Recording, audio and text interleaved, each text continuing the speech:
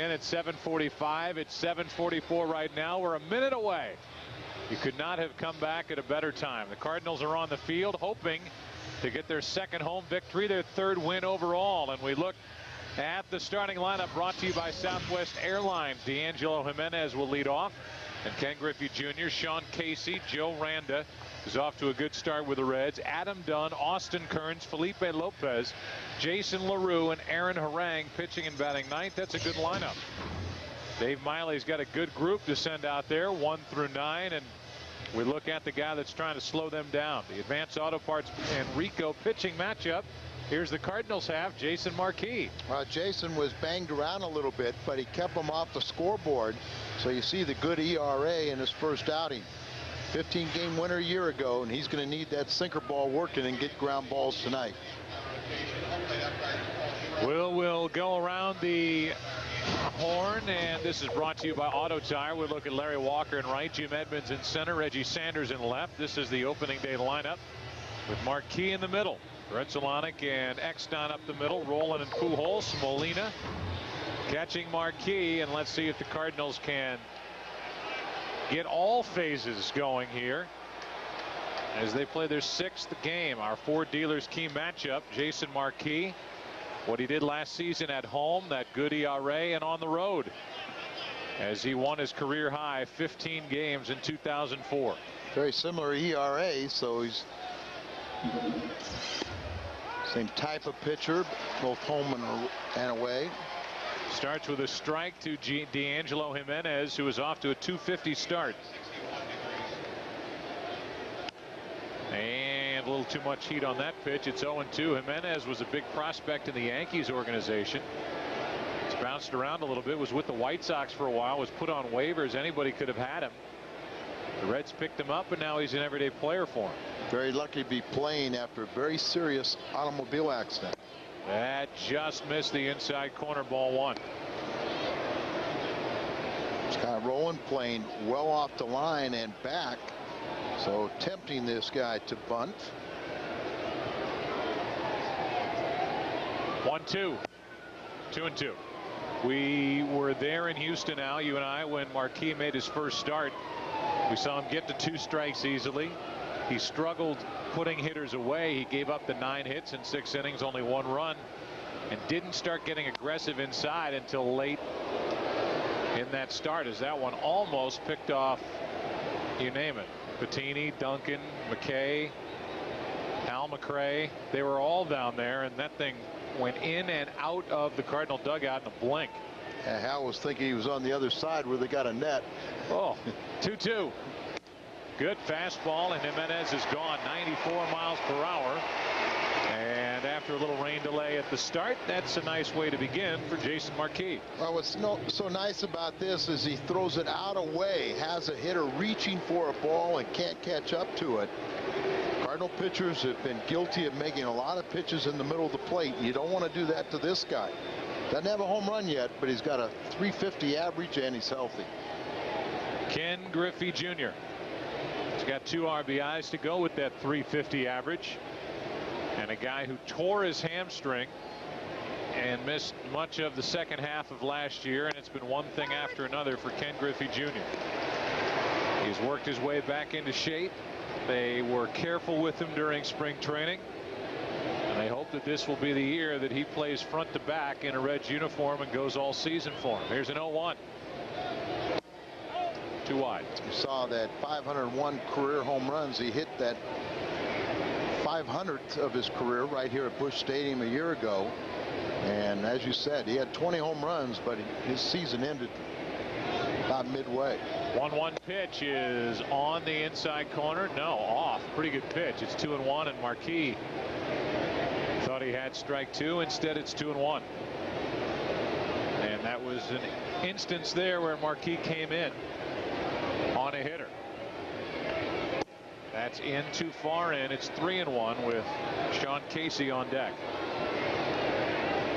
Gotta be a little careful repeating that pitch on the inside part of the plate to a hitter that, 1, is dangerous, and 2, very knowledgeable and can make adjustments.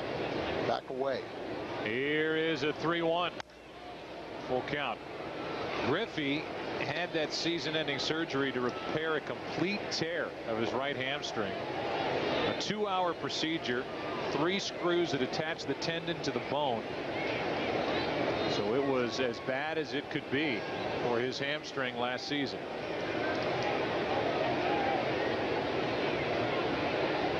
3-2 from Marquis, who struck out the leadoff man. That's out of play.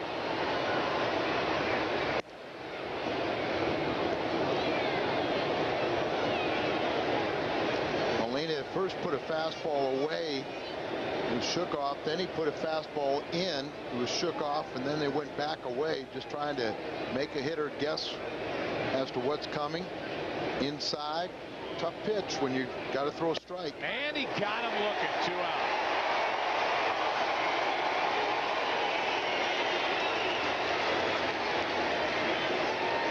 Got to be careful going in, but when you got this movement, set up inside, but watch the tailing action. It appears to Griffey it's way inside, but tailing action right to the corner. Hitter gives up on it, and so far, so almost perfect. 2 strikeouts. Marquis put that ball in a spot where Yadier Molina literally didn't have to move his glove except close it on strike 3 as Casey takes a fastball up and away. So it's Casey now if he extends the inning. Joe Randa, who started his Reds career in style on opening day. But Sean Casey waits for a 1-0 pitch.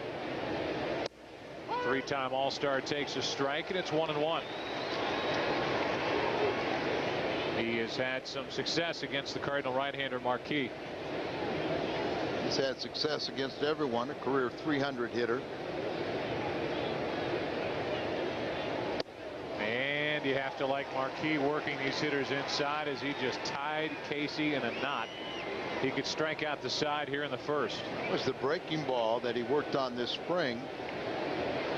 Kind of changes speeds from the typical slider and fastball, sinker. Oh, goodness. Marquis started to walk away. It's 2-2. But you sure like the way he's pitching aggressively. I love it. Really attacking the hitters. And Joe, you brought up a good point. We saw that in the last couple innings he worked in Houston. Things go a lot smoother. So it's a full count as he had on Griffey. He got ahead of Jimenez, eventually struck him out, fell behind Griffey, got him looking, got ahead of Casey, and now the count's full on Sean. Sometimes the worst thing can happen to a pitcher is get a couple early strikeouts, and they just concentrate on that instead of getting ground balls in your first or second pitch. 3-2 delivery is hit hard, but right at Grunzelanic, and the inning is over. A perfect first. That's a better start tonight. Cards come to bat against Aaron Harang and the Reds when we come back. Tony La Russa has that lineup card in his hand. It looks like this, brought to you by Southwest Airlines. Eckstein, Walker, and Pujols. Roland, Edmonds, and Reggie Sanders in the middle. Grunzelanic, Yadier Molina, and the pitcher. We say it every time. Why should tonight be any different? Very good hitting pitcher, Jason Marquis, batting ninth. The pitcher for the Cincinnati Reds, the other half of the Advanced Auto Parts and Rico pitching matchup, the right-hander Aaron Harang. Last year he set career highs in most statistical categories. Off to a great start here. 1 hit allowed in his first start through 6 1/3 innings, and he had that great outing against the Cardinals last year. He also had a bad one against the Cardinals last year. We talked in our open, which is almost an hour old, about that game that he had in August when he threw his first career complete game and shutout, a 3-hitter, and we had dual complete games as Chris Carpenter allowed 1 run on 3 hits on the other side. But in an earlier start, he allowed a lot of runs in a 10-5 loss here at Busch Stadium to the Cardinals. A 2-0 to Eckstein, 3-0. David Eckstein doing what he does, making a pitcher throw high pitch count to him, and usually gets himself on base.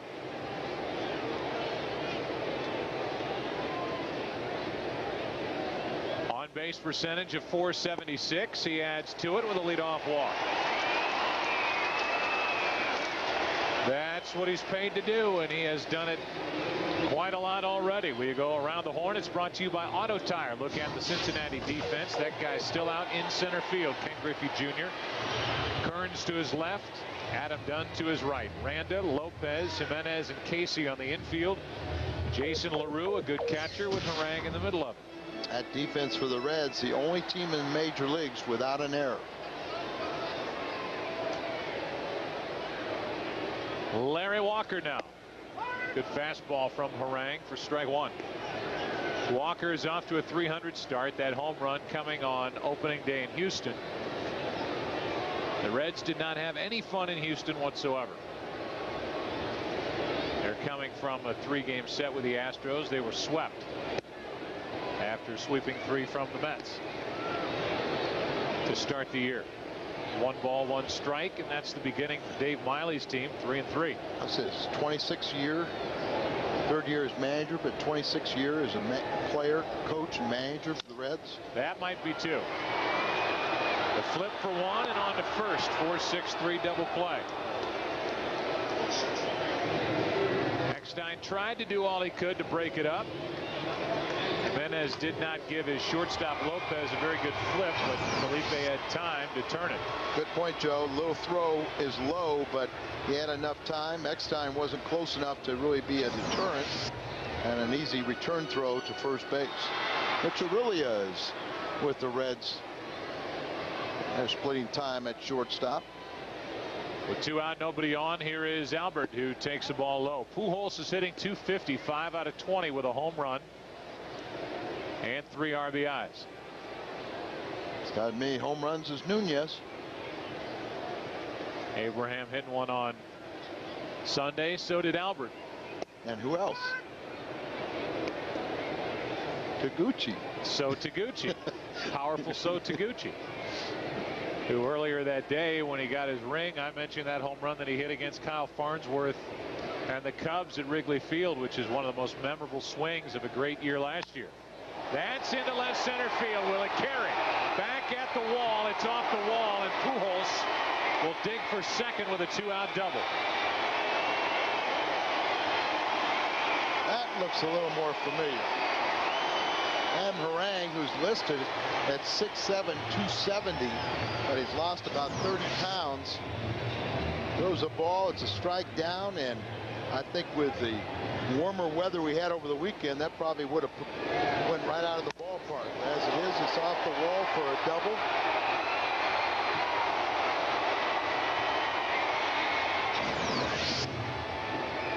And it gives Rolen an RBI chance with 2 out. Scott is off to a slow start, getting only 200, 1 RBI. That's it. It is so easy to lose perspective early in a season and wonder what's wrong. The Cardinals off to a very similar start they had in 2004 before they all came together, and it just took off, and they didn't look back. Off to a 2-3 beginning, splitting a 2-game set in Houston, then losing 2 of 3 to Philadelphia. Strike 1 to Rolen.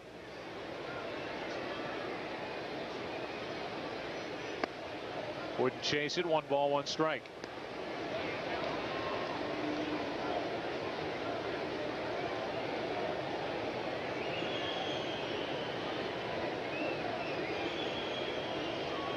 A leadoff walk, a double play hit into by Walker. Pujols plugged the gap with a double.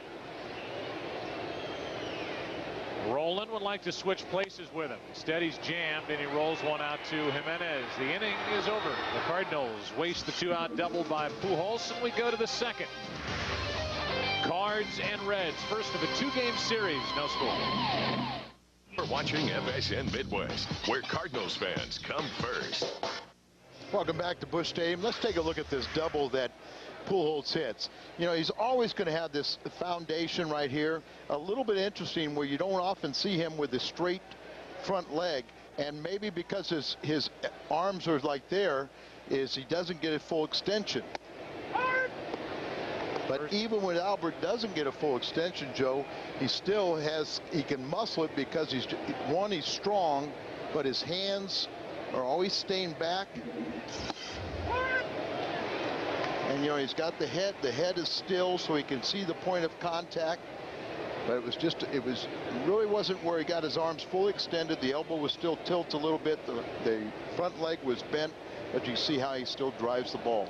0-2 on Randa, who has to get out of the way of that pitch from Jason Marquis. Randa hit a walk-off home run for the Cincinnati Reds in his debut as the Reds' third baseman, and there's his start. 3 home runs, 8 RBIs. Cardinals have seen him with Pittsburgh, and they've seen him with Kansas City. Nice addition to this Cincinnati team. A 1-2 pitch is fouled outside third. Randa told me in that first game of the season, they were up against Pedro Martinez, and Adam Dunn hit a 3-run home run, and then Pedro reeled off about 9 straight strikeouts. He said 2 times he's up there batting in the middle of standing ovations for Dunn. That's in the air to left field and missed by Reggie Sanders. That will send Randa to second, and they are going to call that a double on a ball that, I'm not going to say Reggie Sanders will say should have been caught, but it definitely could have been caught out and left. This is the second time already this season that he's had a tough line drive, and he kind of almost like he's standing up, he's falling down and going down on it right off the glove, almost like it blocked his view. Sometimes a player will find that it gets in the lights. Other times, the first one was Friday during the day game where it was a sun field. Those are catchable balls, but they're pretty tough. It's easy for all of us to say that. Oh yeah. So now Adam Dunn, who took a ball. Adam Dunn has hit 2 home runs, those 2 opening day home runs against the Mets that Al was referring to. He's driven in 6. So he hasn't done much since opening day. He's 5 out of 24. He has struck out 9 times, which leads the Cincinnati team. He's a guy who hit a lot of home runs, and his point of emphasis over the last couple of years is just trying to make better contact. He is so big and so strong that if he can put the bat on the ball in that little park in Cincinnati, good things are going to happen. That's up and in. Joe, strikeouts, as you said, he's trying to make better contact. Chris Chambliss works with him every year on that, but he did set the all-time strikeout, single season strikeout mark last year with 195.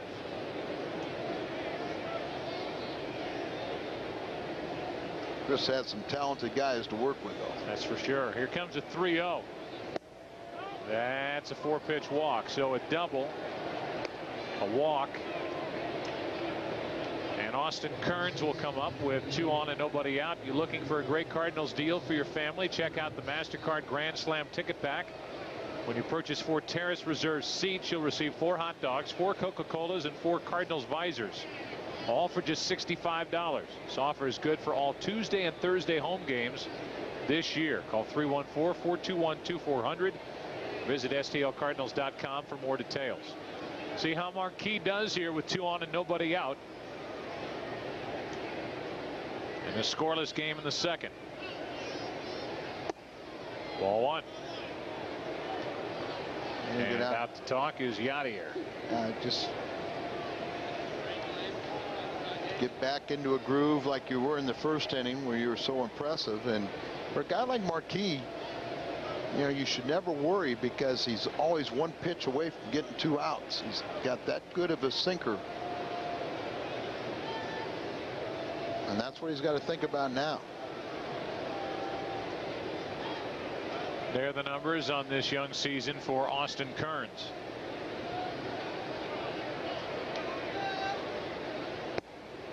And that's over but low, 2-0. Scott Rowland once again well off the third base line.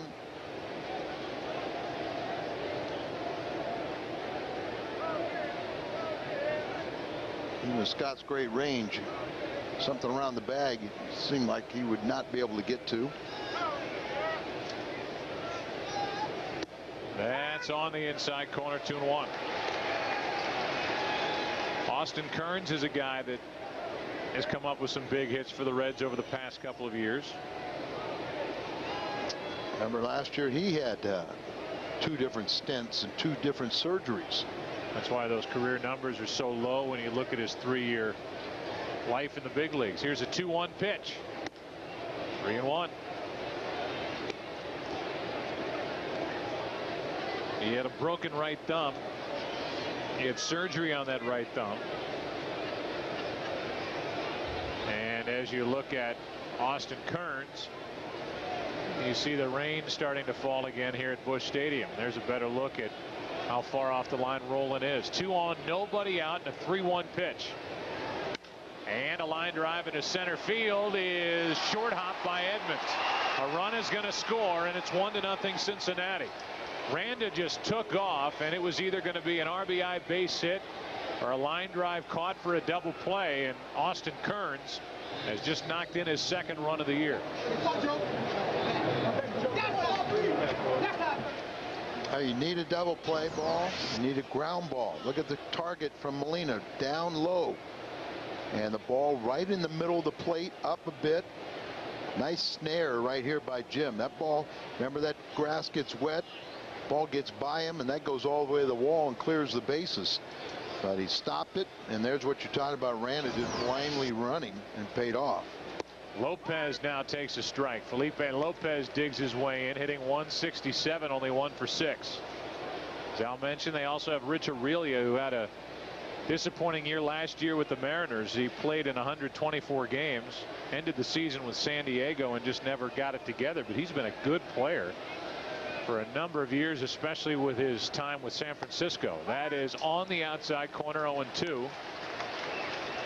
With the catcher LaRue on deck. Rich Aurelia, who's on the bench tonight, 3 consecutive years led the all shortstops and home runs and RBIs. Marquis with a count 0-2. Still 0-2.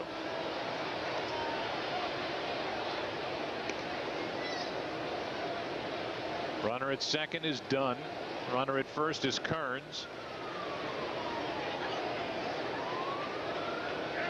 So Molina, what he puts down.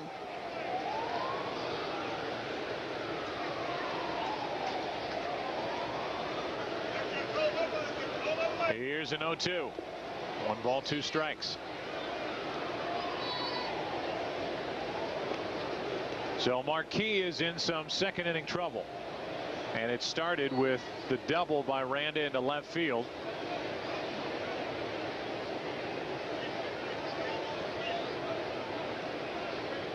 Two on with nobody out, and a 1-2 pitch. 2-2. So Marquis gets ahead 0-2 on a guy hitting 167, and now it's 2-2, and the last 2 pitches haven't been close. Now that's what, you know, still got to learn how to maybe even back off a little bit. Make sure you throw strikes and rely on that good movement instead of trying to muscle the ball up there. Here's a 2-2 pitch. Fly ball into left field, pretty well hit. Sanders is back to get it. Dunn is going to tag and advance to third. And the throw comes into second. First and third, 1 out. So Lopez makes an out, but advances Dunn to third, and now Jason LaRue will bat with runners at the corners, 1 down. So if you're Marquis, you look at LaRue as an important guy with a pitcher on deck trying to limit the damage in this 2nd inning. If you want to email us in the booth, that's how you do it. Log on to foxsports.com on MSN, keyword Cardinals booth. We kind of enjoyed that over the years. Yeah, we kind of got away from that for no particular reason. There's a strike over the inside corner. So if anything strikes you as something you want to send our way, a question, a comment, anything, send it on. LaRue off to a good start, 2 RBIs and an average of 400. The 0-1. He's drilled to load the bases. So with a pitcher coming up, LaRue is down to first, hit by the pitch, and this inning is unraveling.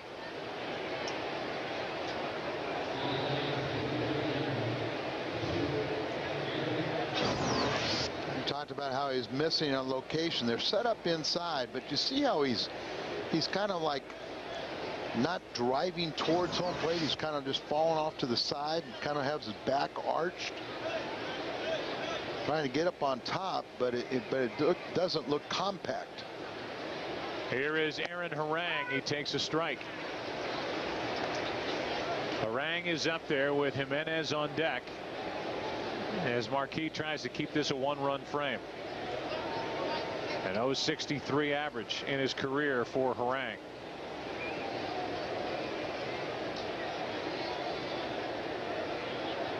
Two hits in the inning for Cincinnati, and that is scored at foul, as Harang was overmatched with a fastball, but just put the bat on it. Almost found the gap between Pujols and the bag. Yeah. Making contact, and swing was so late, but it almost paid off with a extra base hit.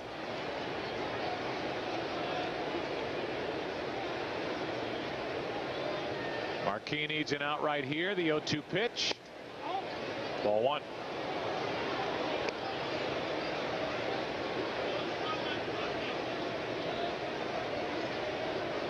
Graphics art major. There you see the patch for the last year of Busch Stadium. So we move into Busch Stadium. Here comes a 1-2. And that is a fair ball. He was hit by a fair ball. The batter is out. And that was almost in the category of a bad break. And that thing just stayed right in front of the plate. Molina could have gone out, grabbed it, stepped on the plate, and fired down to first. But Aaron Harang was hit by the fair batted ball. He is out. They give the put out to the closest fielder, the catcher, and the bases are loaded, 2 down. And I guess it's I mean, the guy's big enough to put all the letters of Cincinnati on his jersey, but they've misspelled Cincinnati on Aaron Harang's jersey. Oh well. When you see this ball goes hit down, rolls into fair territory, and then he kicks it while he was out of the batter's box, so he's immediately out.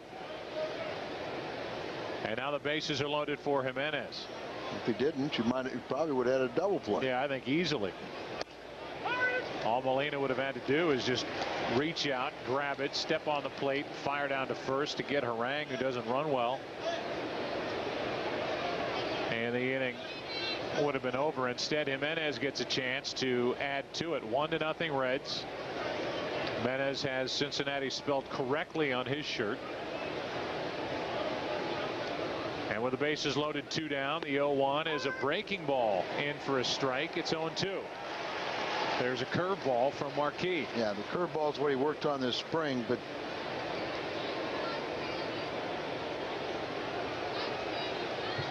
Jimenez, a switch hitter, batting .750 from the right side and only 1 for 13 left-handed. The 0-2 pitch got him on the inside corner. It could have been much worse, and Jason Marquis gets out of a big frame. He gives up just the 1 run on 2 hits. The Reds leave the bases loaded after an inning and a half in St. Louis. Good pitch. 1-0 Cincinnati. I guess it's worse news when they misspell your last name on the back of your jersey. It's just an oversight when they don't spell the name of the city you represent correctly on the front of your jersey. But they have missed an I on the chest of Aaron Harang, who will try to deal with Jim Edmonds with the Reds up 1-0, and Edmonds takes a strike over the outside corner.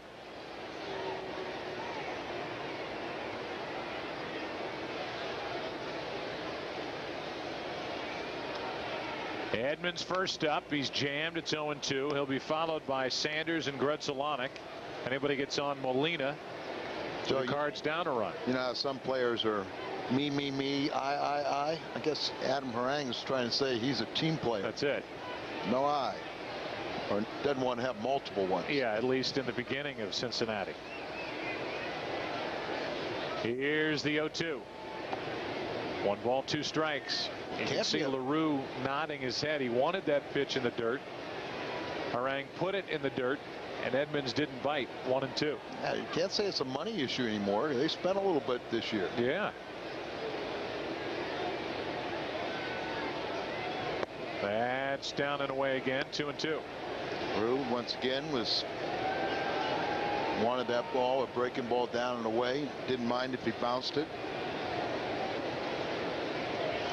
Albert and Jim Edmonds have done a lot of damage against Cincinnati in the home run department. Edmonds takes ball 3, so now it's Harang losing the advantage. It was 0-2, now it's 3-2. Of course, Jason is saying, you know, I'll get you a walk or a base hit. Just don't take any home runs away from me, Jim. Yeah, Edmonds broke his heart last year as he fouls one back. Jim had 8 home runs against Cincinnati, and the Cardinals against the Reds were 14-5 last year. And it was Edmonds scaling the wall a couple of times in center field, making miraculous catches. Edmonds is trying to start 2005 out the right way against Reds pitching, as he just got a piece to stay alive. And you don't have the luxury of knowing whether that pitch was going to be called a strike or not, but Jim got just a piece of a very tough pitcher's pitch to foul it off, stay up there. Weren't those at least 2 home runs I think he took away from LaRue? Yeah. Fastball in. 3 balls, 2 strikes. Edmonds fights it off. Jim had a home run in his first at bat of the season in the opener at Houston. Since then, he is hitting 200. 3 out of 15. LaRue looks up at him, flashes the signs, and another 3-2 delivery. And another foul ball. Jim Edmonds was vocal about the Cardinals' travels after spring training. And I know that hit a lot of hot buttons around town when he talked about going through Oklahoma City and Springfield and the guys being tired. Another 3-2 pitch and a leadoff walk. Good at bat by Edmonds. I'll say this.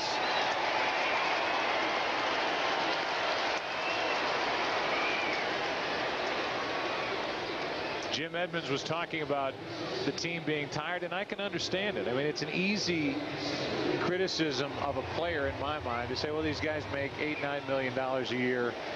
How can they complain about going through Oklahoma City and then Springfield? But if the body's tired after a long spring training, and there are other guys who are a little more tired, I'm sure, and were worked a little harder during spring training than Edmonds, then it's tired. I don't think he's grasping for an excuse. And to me, it's an easy criticism of a player to say, well, they make so much money, they shouldn't be tired, or they shouldn't complain about being tired. Let's look at it this way. It affected everybody because pitching, hitting, and defense has not been up to Cardinal standards. Sanders in the hole quickly, 0-2, as Edmonds was. I think as surprising as anything has been the defense. It's looked yippy and shaky since the Cardinals got to town from Houston. Yeah, and they had a day off yesterday. They're going to have another one Thursday, so we can put that to rest. But did have some of the coaches who, you know, said it's not an excuse, but there was a fatigue factor involved. 0-2 is the count on Sanders. Edmonds at first, nobody out, 1-0 Cincinnati in the second. Ball 1. So we'll see how this at bat goes for Sanders and how this sequence goes for Harang, who got out in front of Edmonds 0-2, then wasted a pitch, wasted another. Pretty soon it was 3-2. Edmonds battled him for a leadoff walk.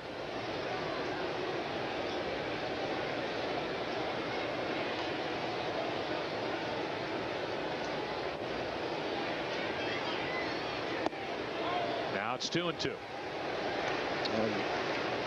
Pitching aggressively, and then you get ahead in the count. You'd like to have the hitter expand his strike zone and kind of get himself out, but You miss a couple times trying to make that perfect pitch, then you negate the advantage you have. And Sanders is trying to take advantage of that. 4 hits on the season for Reggie. And a foul ball as he adjusted to that pitch. Breaking ball, but it was in the middle of the plate. It's the other factor too, Joe. The longer you stay up there, the more pitches you see, the more you have a tendency to get a better read of the release point, what the action of the pitchers look like, and it should help you get that mistake that you can do something with. Infielders are in a bit looking for a double play ball. The outfield is dead straight away. And it starts to rain again.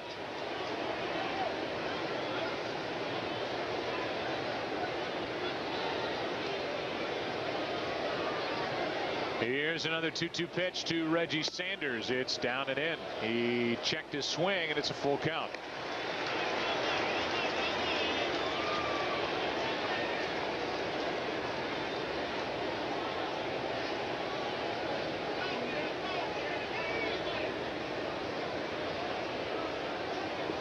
Gets a lot of ground balls. Do you start Edmonds? You got a strikeout batter. That's the only problem.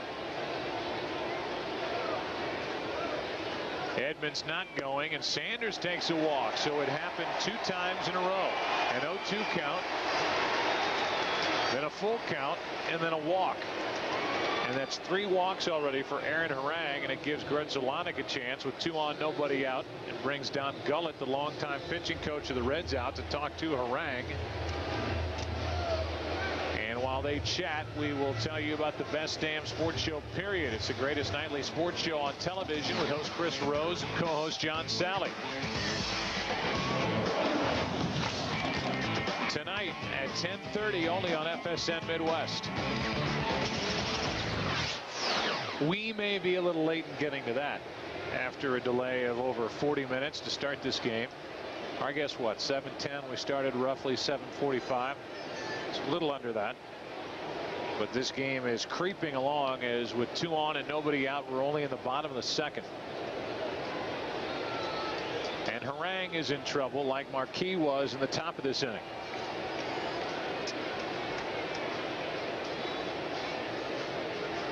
Grzelcyk only has 1 RBI, and he went after that pitch, strike 1. Over aggressive and got a breaking ball and couldn't stop.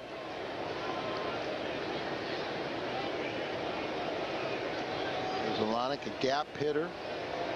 Remember when he was Montreal, an all-star shortstop? Sure. Set a record with 54 doubles. Single season record. He was the shortstop. Mike Lansing was the second baseman. A good combination for the Expos. That's into right field. That ball's going to fall for a hit. They're going to have to hold Edmonds at third. And the bases are loaded. Nobody out. The Cardinals have Molina coming up. 2 walks and a hit.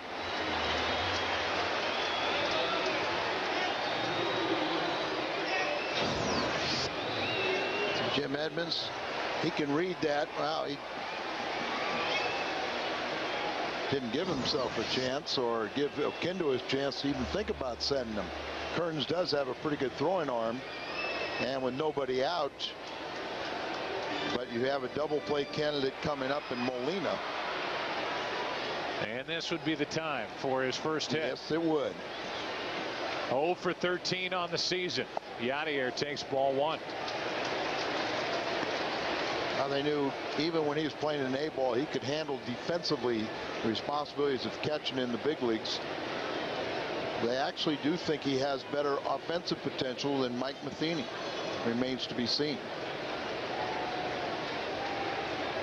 A 1-0 pitch. 1 ball, 1 strike.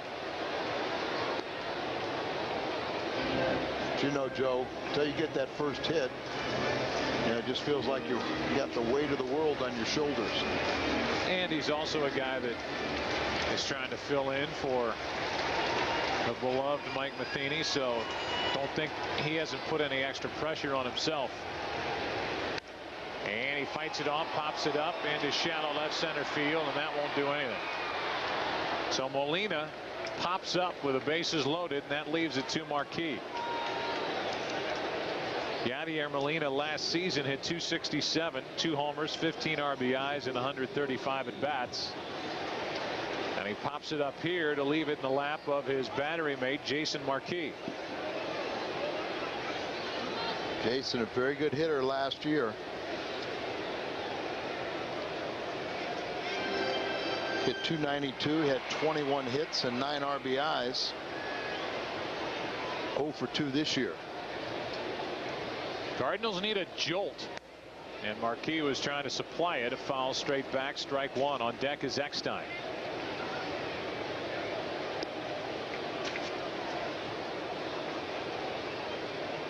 Playing a little shallow in the outfield, the corner outfielders, and playing straight away. If that ball gets in between them, they're going to probably go to the wall. Now he's in the hole 0-2. 74 career at bats for Marquis. He has 21 hits. Make it 28 hits and 11 RBIs to go with 1 home run. Cincinnati's seen a few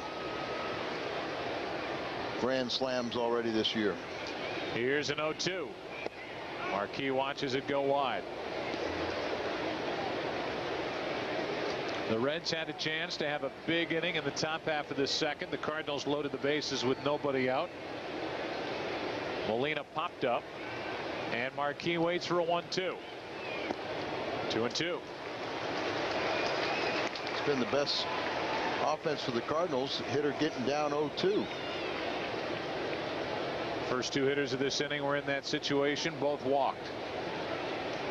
They're at second and third, and the runner at first, Grzelcyk. 2-2 pitch. Full count. Here it is again. From 0-2 to 3-2, and this time on the opposing pitcher, Jason Marquis.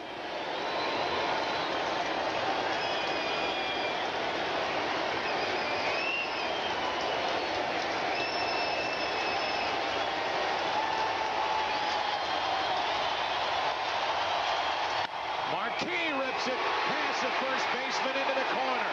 The Cardinals will take the lead. Edmonds scores. Sanders scores. Grzelcyk coming to the plate.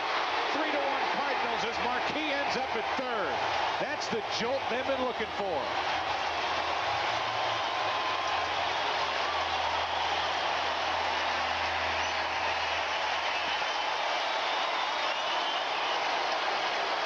Dave Miley can't do a thing. Falling behind, giving a pitcher a shot. Good hitting pitcher, but the ball elevated right up there, just trying to throw a strike. Hits a bullet down in the right field corner. And Grzelcyk, he's looking. That just slows you down. Keep on running, kid. Sanders will tell you what to do. That is a 3-run triple. And Marquis is at third with only 1 out for Eckstein. Cardinals lead 3-1 in the second, and Eckstein pops it up right side. That ball is going to get out of play. Strike one. We're just looking at the career numbers of Marquis as a hitter. I wonder how many triples are on that list. First triple of his career. How about that? I'll just predict it right now. Good work, Doug Stanton. Even though Al's trying to take the credit. Eckstein is looking for his first National League RBI.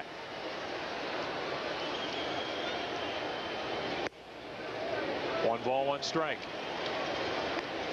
David is hitting .353, and I mentioned his first time up. His on-base percentage started at .476. He's already drawn a walk in this game. Choking up, got the infield in.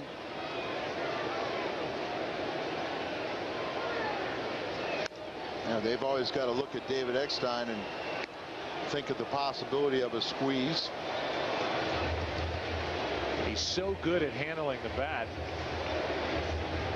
I would imagine Tony La Russa trusts him to find the right pitch and put it in play to drive home the run. Now with 2 strikes, that takes the squeeze play out of order. And he strikes out. Eckstein was not tagged and safe at first. And LaRue is going to argue with a home plate umpire. It's first and third, 1 out. LaRue is pleading his case that he tagged Eckstein on the back. And Andy Fletcher says he missed him, so it's first and third for Larry Walker.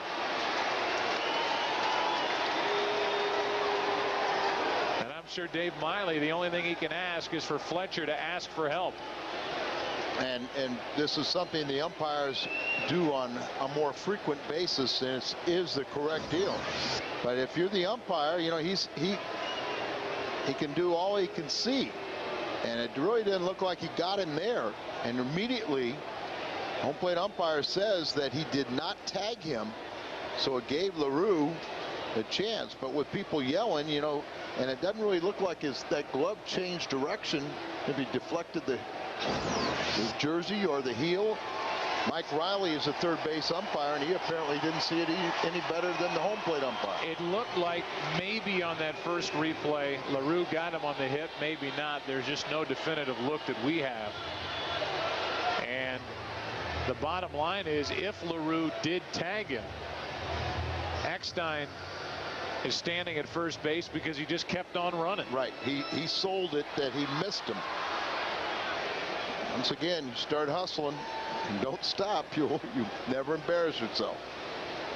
So now it's first and third, one out for Walker as the rain picks up in intensity. Strike one on Larry.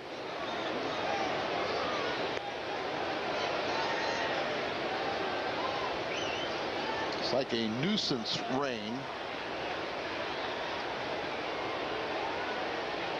And it is nuisancing Larry Walker right now. First and third, one out. Cardinals up 3-1.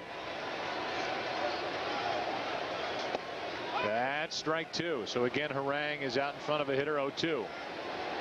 He's been in this position 3 times in this inning and lost all 3 hitters.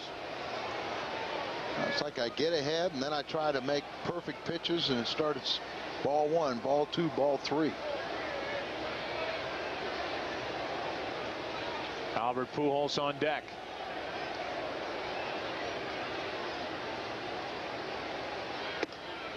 And that's just inside. Pretty good pitch. They're going to try and pound Walker inside.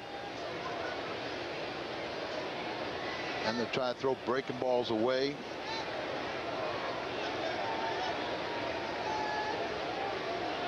Larry Walker with 2 RBIs and a .286 average. First and third, one out. Puts the bat on the ball, but bounces into a 4-3 double play to end the inning. So the Cardinals get 3 runs, all thanks to one swing by Jason Marquis. After 2, 3-1 Cardinals. Look at this. That was a Griffey. See the ball starts inside, tails back in. He's got such terrific movement. There's a breaking ball cutting in on him, even to the right-handers. You can spot it on both sides of the plate, but keep on pounding in. You see that terrific movement right to the corner. Greg Maddux made quite a bit of money doing that same pitch, and Jason can do it in about 5 or 6 miles an hour harder. See, the pitch count is up to 48. As Marquis will work to the 2, 3, and 4 hitters for Cincinnati. That means Griffey, Casey, and Randa. Ken, his first time up, struck out looking, and here starts it with a foul ball. So I was talking with Junior today, and LaRue had a blue sleeve on, and you know, I said something about the blue sleeve with black uniforms, and Griffey goes, that's blue. And we both looked at each other, LaRue and I, and said, yeah. And he goes, well, I got these contacts. I looked at his eyes. They're red. He's got these experimental contacts that are red. I mean, it's just the weirdest thing you ever saw. He doesn't wear them in a game yet, but it says it magnifies everything red. And his thinking is eventually he'll try and get used to it, where he could pick up the seams of a baseball that much. It'd be that much clearer. But when you look at him, did you see him? Oh, yeah. He looks like something out of Marvel Comics. The 2-1 pitch on the outside corner, 2-2. So Ken Griffey Jr. is wearing, during batting practice and pregame, red colored contact lenses. And I mean, they look like the white of the eye is totally red. Totally red. And it's just weird looking. Now time is going to be called as the home plate umpire Andy Fletcher is going to tell Marquis, I guess he went to his mouth, or something he shouldn't have done, and Marquis is talking about the weather and the conditions, saying, I'm just trying to grip the baseball. But if he did go to his mouth, the umpire typically awards the batter a ball, and it could be 3-2, but we saw no indication from the home plate umpire that that's the case. So whatever it was in the category of a warning. Yeah, and very cold weather, they can give you permission to go to your mouth on the mound. That's foul. And you could go to your mouth when you're off the mound and then make some kind of an effort to wipe it off. But half-hearted, if you wish. Here comes another 2-2 pitch to Griffey. And out in front, he clunks it to second for Grudzielanek. 1 out. So with the bases empty, 1 down, Sean Casey will step in on Thursday, April 21st. The Cardinals play the Cubs. Great game, and it's Auto Tire Day at Busch Stadium. All fans 16 and over with a paid admission will have a chance to win one of 8 sets of Uniroyal tires courtesy of Auto Tire. Winners will be picked between innings throughout the game. Call 314-421-2400 or log on to stlcardinals.com for tickets. As Terrace reserve tickets remain for that game. Same for the day before against the Cubbies on the 20th. How about tomorrow, Joe? Upper Terrace reserve tickets only $5. And it's an early 12:10 start. There's only 28,000 tickets have been sold, so there's a ton of tickets, and hopefully it'll be a nice day and we'll have a big crowd. Here is a 1-0 pitch, and it's on the inside corner, a ball and a strike. Tomorrow it will be Mark Mulder pitching for the Cardinals, his second start. And that's worth the price of admission right there. But if you can get an Upper Terrace reserve ticket for only $5, why not enjoy some daytime baseball? Casey grounds to first. Good pickup by Pujols, and he flips to Marquis. That was not an easy play. Albert made it look that way. 2 out. Such soft hands. He's got great range. Casey hit this ball pretty well. Got all the moisture on the grass. Then you go to the dirt portion, and Albert just picked it up like he's been over there for 20 years. He's going to win a gold glove or 2. With 2 out and nobody on, it's Randa, and Joe takes the ball low. Randa doubled to start the second on a ball that hit off the glove of Reggie Sanders. And then Randa scored on an RBI hit by Kearns. Eckstein guides it across in a 1-2-3 inning for Marquis. That's better. Bottom of the 3rd rolls in.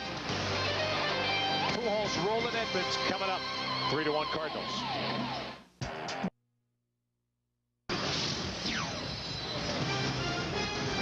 We move into the bottom of the 3rd inning. Nice sized crowd on a rainy night. Cardinals and the Reds, first of a 2-game set. The Cardinals lead by 2. It's 3-1. Pujols first up. Then Rowland and Edmonds will follow.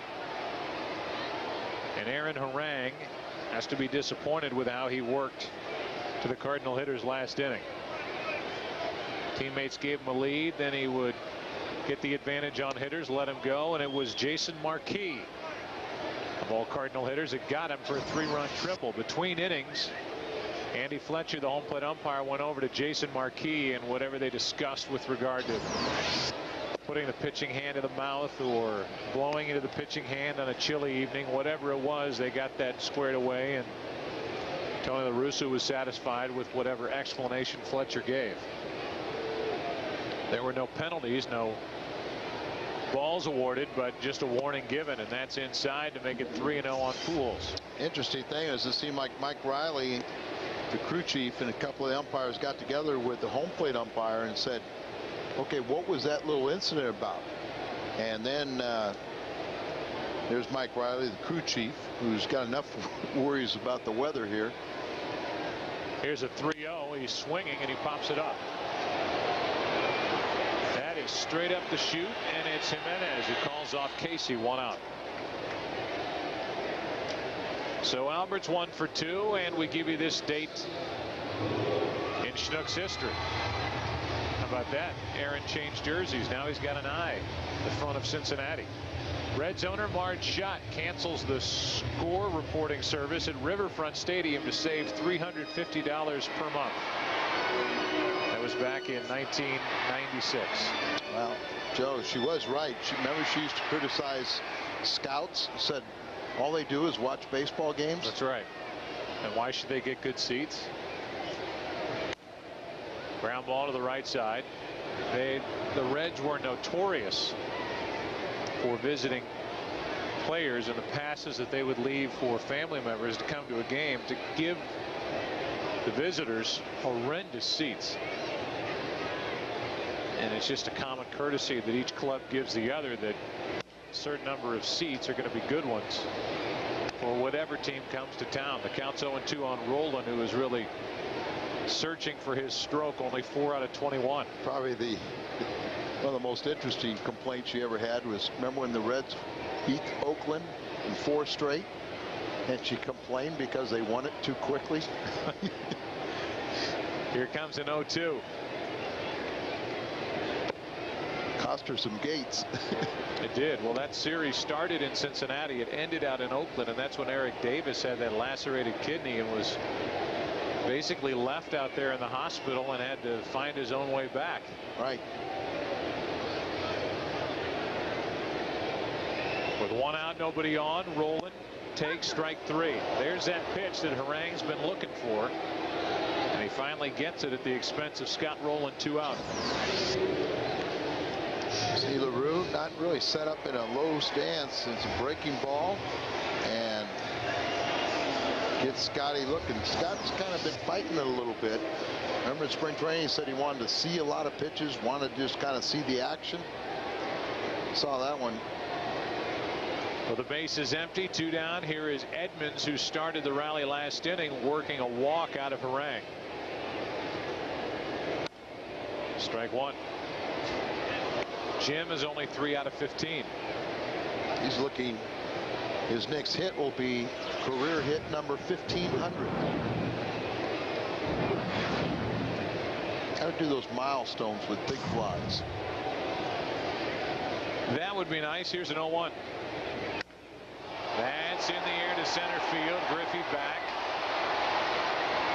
to end the inning. We go to the 4th. Jason Marquis back to the hill. Bottom part of the order coming up. 3-1 St. Louis. Higher standards. Adam Dunn, Austin Kearns, and Felipe Lopez will bat against Jason Marquis. Jason's been able to throw first pitch strikes to 8 of the 13 batters he's faced to this point. That's always helps. First pitch strikes. Dunn walked his first time up. This time he takes the ball way up and away. Adam hitting .208, 5 hits. 2 of them have left the park. Marquis had a 1-2-3 third after a long second inning, and he needed a quick and easy inning. He got it against the heart of this Cincinnati lineup. A 1-0 comes back, but I guess not enough. 2-0. Marquis last year with a career high 15 wins. Over 200 innings for the first time. 2-1.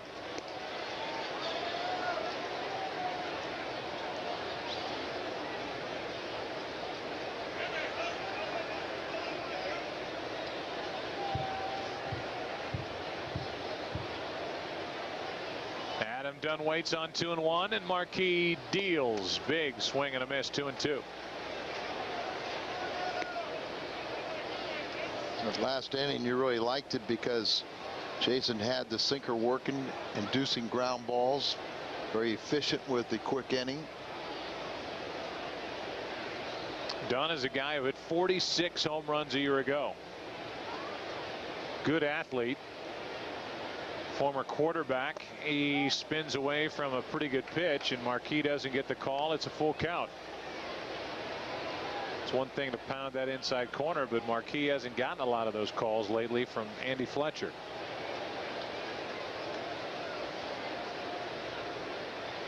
And Dunn rips one to Albert. He'll take it himself. 1 up, 1 down.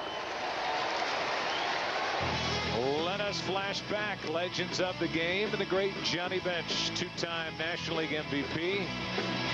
The Hall of Famer was a cornerstone to that big Reds machine. He was just such a great defensive catcher and thrower. But I'm going to make this statement. Ted Simmons was a better hitter. Ted Simmons, who you could make a very strong case for to be in the Hall of Fame. You know, Joe, I think there's a real injustice. You know, I'm partial to Ted, but how in the world does Ted Simmons not stay on the ballot longer than one time? That's ridiculous. Let alone not be in the Hall of Fame, period. The 1-0 pitch. Chopped to third. Funny hop. Rolen stays with it. 2 out. And the reason I say he was a better hitter is because he was a switch hitter. He was a line drive type hitter, high average hitter. Remember in '75 he hit 333 left-handed, 332 right-handed. He'd hit, you know, 20 home runs, and in that time 25 to 30 was what 50 is today. But Teddy was just a, you know, they criticized his defense and his throwing, but if the game was on the line, there was nobody I wanted catching me than Ted Simmons. That one got away from Marquis. Ball 1. 8 straight. Marquis is retired as he works here in the 4th inning. And as a pitcher, if you have a power hitter up there, he has holes. You know, they capitalize on mistakes, and you've got to hit their spots. But Ted Simmons was a pure hitter. There's a base hit into center field with 2 down to break up that string of 8 straight and give LaRue a chance to bat. All right, I'm just trying to do it from memory, and I know I can't do the whole thing. But that big red machine had Bench behind the plate. He had Rose. He had Concepcion. He had Morgan. You had Perez. And/or Dreesen. Did Dreesen figure in there? Well, later. But, you know, you had Griffey Sr. You know, Bob Bailey was a very good pinch hitter.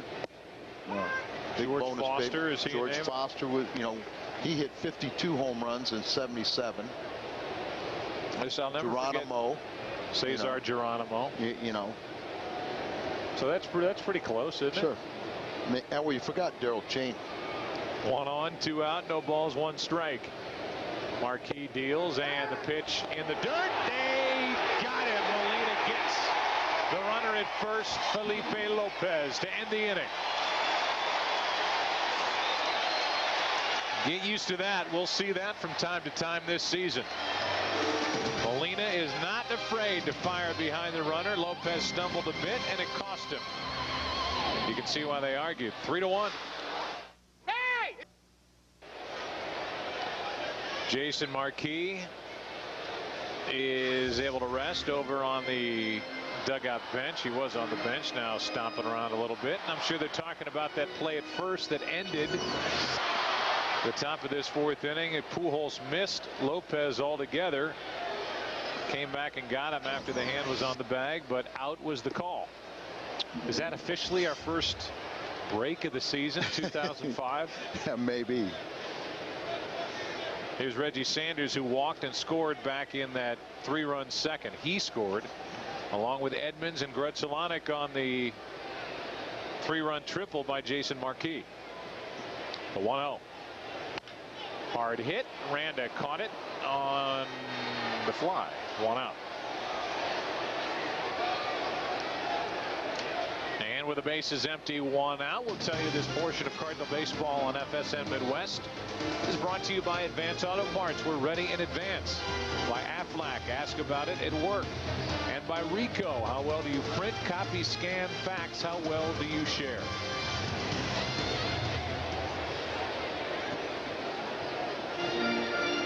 We'll get another look at that play over at third.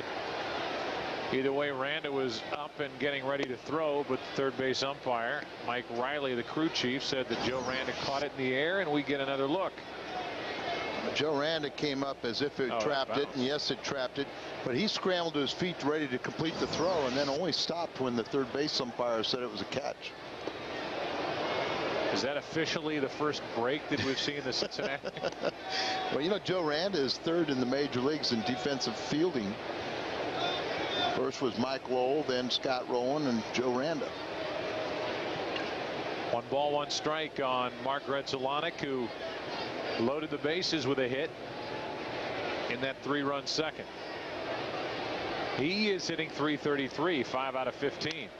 That's back to Harang. I didn't get a harangue out of him. 2 out. And with the bases empty, Molina is still in search of his first hit of the year. Everybody appreciates that alertness and throw behind the runner. He did that quite a few times in spring training. And as you said, if you're playing first base, you know Pujols is alert to it, but anybody else better be ready too. With the bases empty, Yadier goes after one, strike one. 0 for 14 to start the year.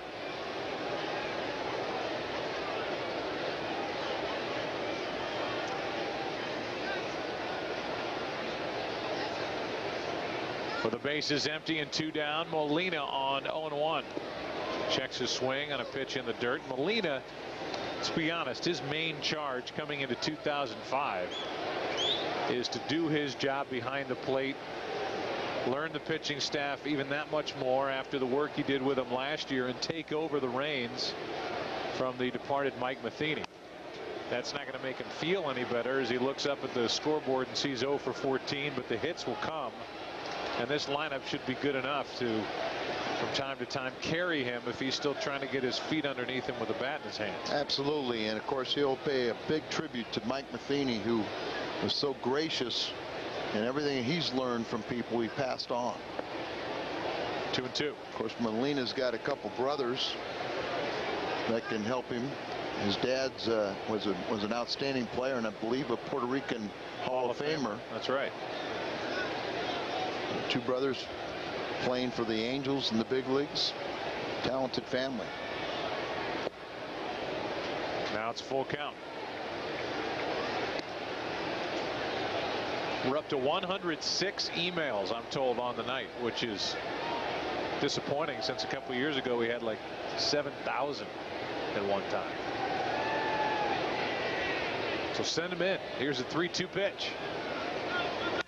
Molina pops it up into left center field for Griffey.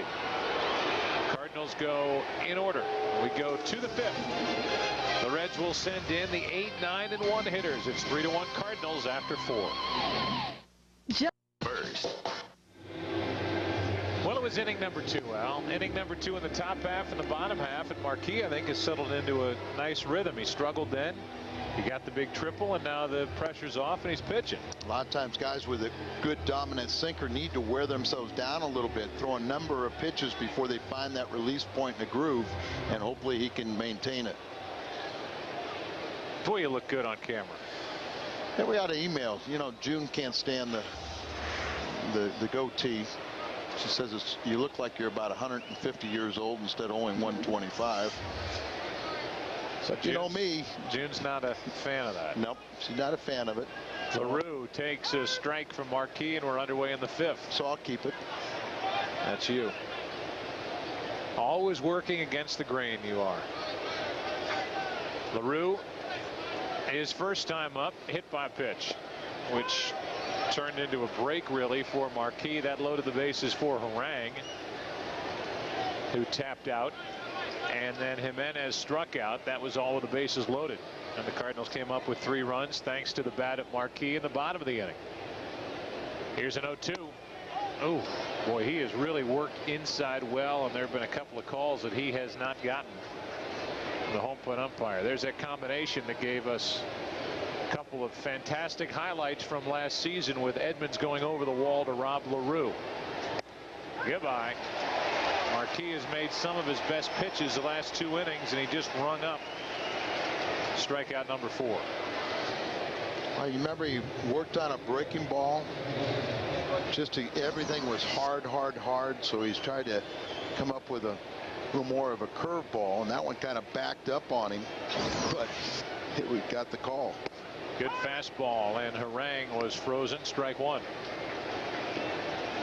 You would know better than I. They don't all have to be perfect sometimes. No, sometimes they're bad enough that they're effective. That should be easy for Marquis. Still has time to recover for the out. Just rushed it, but with Harang running, Marquis unleashed his best fastball of the night.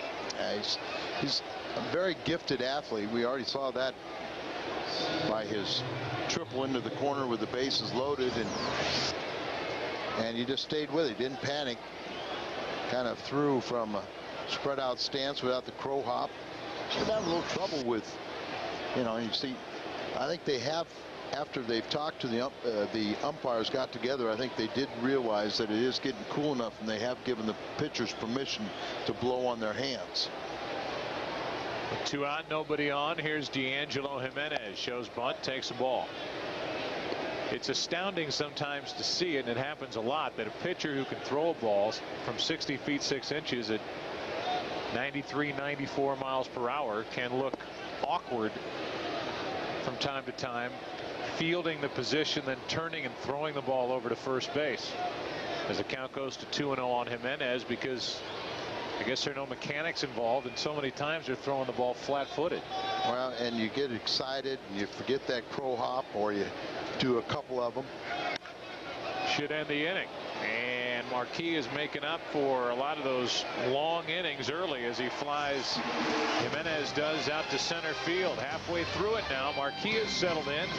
Cards have Marquis to lead it off, up by 2. Jason Marquis has been the pitching star. Jason Marquis has been the hitting star. He has a 3-run triple. He leads it off in the 5th inning. Cards up 3-1. Trying to get back to the 500 mark. A day game tomorrow, and then off on a road trip. That's up the middle, and the shortstop Lopez to his left. Good play. Marquis was running hard. 1 out. Nick gives us an email, and he wants to know the dimensions of the new stadium. Will it be a hitter or a pitcher's ballpark? We know that down the left field line it'll be 336, a little bigger than Busch Stadium. Down the right field line 335, a little bigger than Busch Stadium. In the center 398, which is a little more shallow than what we have here at the current Busch Stadium. So I would think, all in all, to answer the question is, it'll be fair. It'll be neither. That's what you hope for. That it's not going to be labeled a pitcher's park or a hitter's park. I think it's going to be a little of both. The power alleys are the same as right here, 372. The game plan, and I remember talking to Mr. DeWitt after we saw Houston's park the first year, and everybody kind of complained how it was tricked up, and he said, we're not going to do that. We're going to make it a very fair ballpark. You'll have to wait and see how the wind circulates in it, but it should be fair. Eckstein fell down getting out of the box, and he's an easy out for out number 2 in the 5th. Robbie Sariati is 17 years old today, or actually April 13th. Tomorrow. So that's tomorrow. Yeah, but Robbie's got the best grandmother in the world. The best. That's Aggie, and she works here at Busch Stadium, and I'm convinced from time to time that my daughters love Aggie more than they do their own dad. She is the sweetest lady. She gives them candy. But Robbie was my dad's buddy. So happy birthday tomorrow, Robbie, number 17. Here is Larry Walker with 2 out, nobody on. First pitch, a strike from Harang. Larry's happy nobody's on. He's had a chance with guys on his first 2 times up. He bounced into a double play in the first and bounced into a double play in the second. Larry's made some adjustments as his age has creeped up there. 1-1 to count, and he pops it up. Right field, and in to get it is Kearns. Cards go in order. 6th inning now. It'll be Griffey, Casey, and Randa for the Reds. They trail by 2. Longtime Cardinals beat writer Rick Hummel gets the honors of tearing off the number 78 as we count down to the new Busch Stadium. And that is because Rick started in 78. Right. They're trying to tie in something with that happened at this stadium. Here is Griffey, who's 0 for 2. He takes a rip, strike 1. So the question is, what will the significance be for the person who pulls off number 77? Okay. Oh, we could have Vern Rapp. Burn wrap. It's the year he managed the Cardinals. The 0-1. If he shows up to pull that off, though, he's going to have you shave that goatee and make June happy. No, I'll be his best friend. You know, he wasn't a fan of the facial hair. No, he wasn't. But you know, when I went to Kansas City and Hal McRae was there, and Hal had Vern in AAA, and Hal had a hamstring, and he told Hal, he said, "You need to eat more casseroles." Here's a 1-2 pitch to Griffey. He strikes out for the second time tonight. That's number 5 for Marquis. And Hal told me, he said he told me to eat more casseroles. He said, "Al, at that time I didn't know what a casserole was." And that may be the first time the word casserole has ever been used on a broadcast anywhere. Our hot pitch of the game is brought to you by Hardee's, and it's the one that gets Griffey for the second strikeout Ken has suffered tonight. Well, he's been very aggressive. He's pitching on both sides of the plate. He's changing speeds, but he's pitching. You know, he's throwing strikes, and good quality strikes moving. You know, people talk about the bullpen, about the Cardinals bullpen and questions. What really set up the best bullpen in the big leagues last year, which was right here in St. Louis, was the starting pitching, giving 6 innings, giving 7 innings, getting into the 8th inning, and setting up guys in typical roles for the last 5 outs or the last 6 outs. And that's really the key to why Dave Duncan's bullpen was so good a year ago, and eventually that's going to be the case again in 2005. It doesn't take a rocket scientist to figure out if you ask the bullpen for 4 outs, 6 outs, they got a better chance of doing that consistently than trying to get 9 or 12. 2 out, nobody on. Marquis, the only blemish since the second inning was a 2-out hit by Lopez, and he was picked off. Otherwise, Marquis is rolling right through the Reds. Tomorrow, the Cardinals continue this series.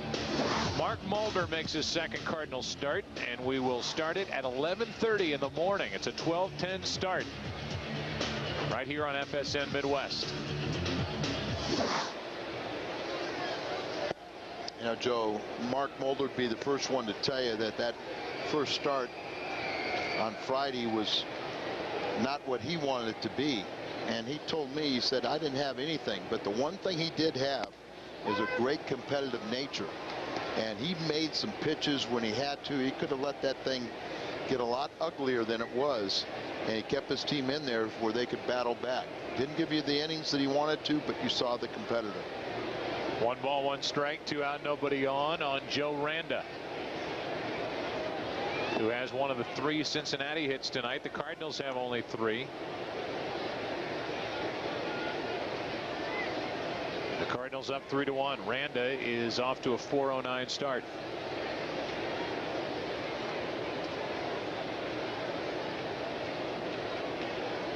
Marquis behind in the count, 2-1. 3-1. On deck is Adam Dunn. I thought the first time I saw Joe Randa in the National League with the Pirates, he was going to be there for the rest of his career. And I asked him today what happened. He said, "Well, they left me unprotected," and he got selected in the expansion draft by Arizona. And then they worked a trade and sent him to Detroit. Full count now on Randa. Kansas City got him back. He'd been there the last 6 years and doing a nice job for the Royals. But he's a nice fit for Cincinnati. Protected people like Keith Osick.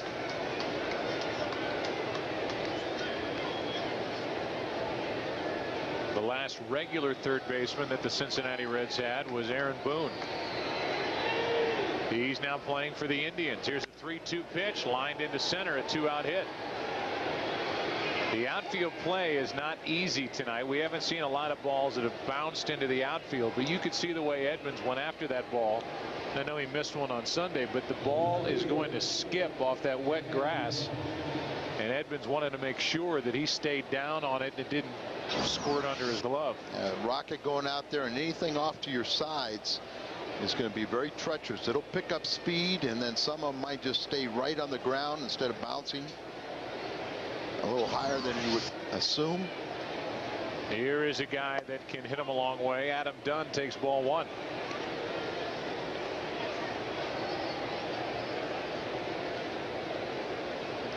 Runner at first. Randa tying run at the plate. Done.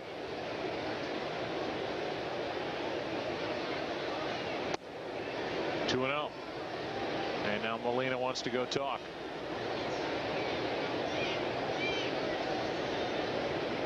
Ball behind, kind of reining back in. There's a fine line of working fast and working too fast. So sometimes you got to go out and slow a guy down. Look at the box score for the Cincinnati Reds. See, Randa's the only one with more than one hit.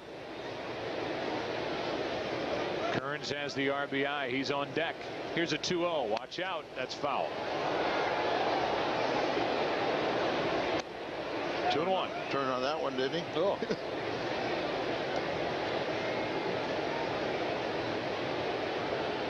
Marquis trying to pitch around a 2-out hit by Joe Randa.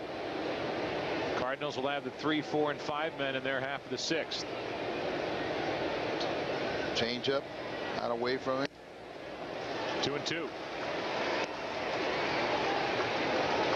Like that ball down a little bit, but got a guy that'll swing and miss, so you can change speeds on him. But sometimes people wonder if Marquis falls in love with the fastball, but you got to remember, he's got a power sinker. And the inning is over as Marquis strikes out number 6. A hit in the inning. The Reds have stranded 4, and we've played 5.5. Marquis doing his job.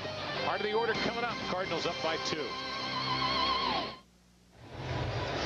Bottom of the 6th inning here at Busch Stadium, and Albert Pujols 1 for 2 on the day faces Adam Harang. Joe. First time up a double. Next time up swinging on a 3-0 pitch. He popped up, and here he takes a strike. So Jason Marquis could not be pitching much better than he is tonight, and the Cardinals need to get him a couple more runs to take the edge off. Right guys up to do that as Pujols takes a strike, and he's shocked. It's 0-2. Albert is not struck out, not in spring training or the beginning of the season, but you can see he's still not really, he's not right yet. He had a great spring, but not going to chase. It's 1-2. Such a disciplined hitter, and the first year he was in camp, in big league camp and spring training. Within a couple weeks, they said he was the best 2-strike hitter on the team. Didn't want the fastball in. Looks like slider away. And it's over but low. 2-2. I guess when they talk about great hitters in Major League Baseball history, they were power hitters that didn't strike out much. DiMaggio is a guy that most people talk about, and Pujols is starting to enter that category, as that was close, too far inside a full count. But when you talk about a guy that can hit potentially 50 home runs, I mean, you're looking at a guy that might not strike out 50 times during the season. I think DiMaggio did that one time, maybe one time, 50 strikeouts.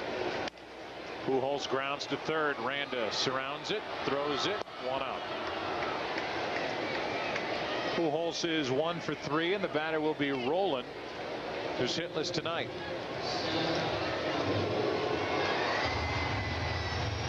So Roland digs his way in. Scott his first time up, grounded out. Next time up, struck out. Harang has 2 strikeouts. Marquis has 6. Cincinnati's actually out hit the Cardinals 4-3. And the only swing of the night that's meant anything for the Cardinals is the 3-run triple by Marquis. That's it. So the offense is still waiting to wake up and get on a roll. The 0-1. 1 ball, 1 strike. Am I correct in saying prior to tonight, the only time the Cardinals had a lead at home this year was the 8th inning of the opener?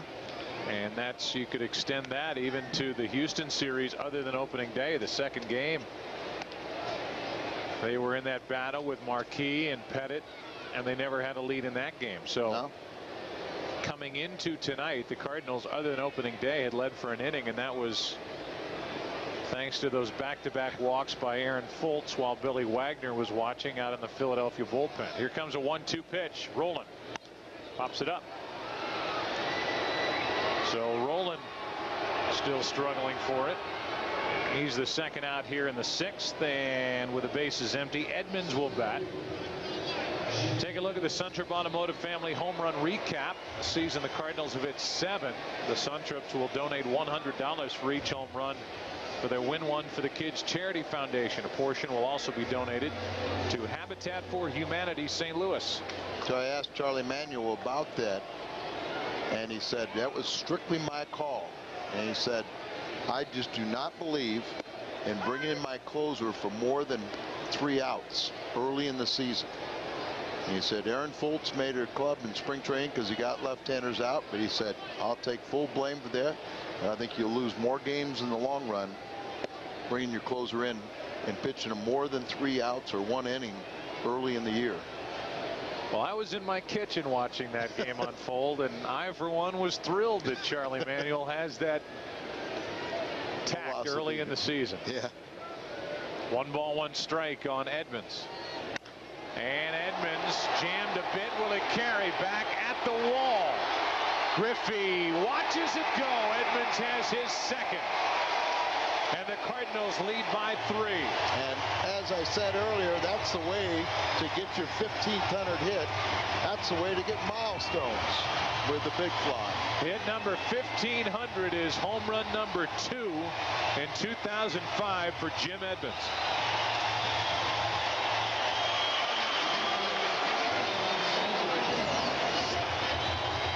1-1 pitch, and he got it. Didn't really look like he got his arms extended, but he got it into the first row right over the head of Griffey. Didn't have a lot to spare. And congratulations to Jim on his 1,500 hit. And they flash that on the scoreboard. And they want a curtain call. He wasn't sure it was a home run, but he obviously didn't like the location and the swing. Edmonds gave the crowd a curtain call as they showed on the board that that was career hit number 1,500. And more than career milestones, it gives the Cardinals a little more breathing room here down the stretch, up 4-1 as we play in the bottom of the 6th. 2 out, nobody on.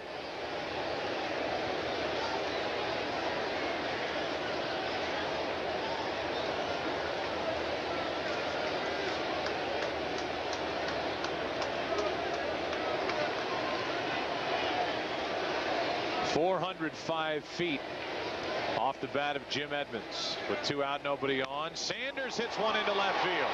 Back at the wall, back to back, and it's 5-1.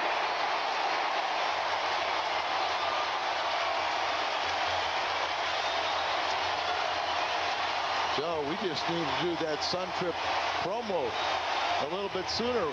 Hit one for the kids charity.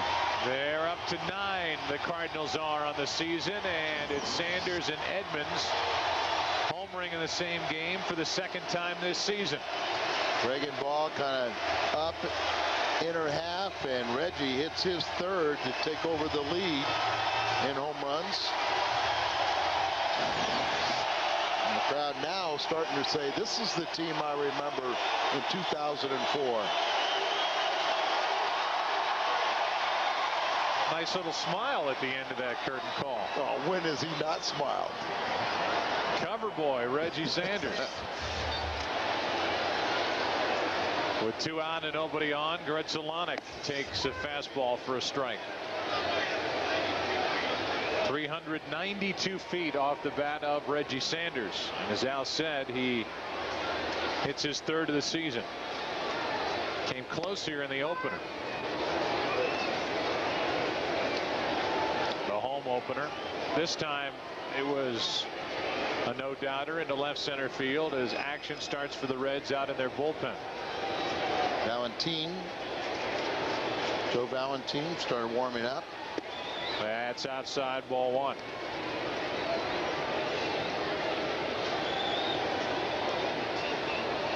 Pujols grounded out.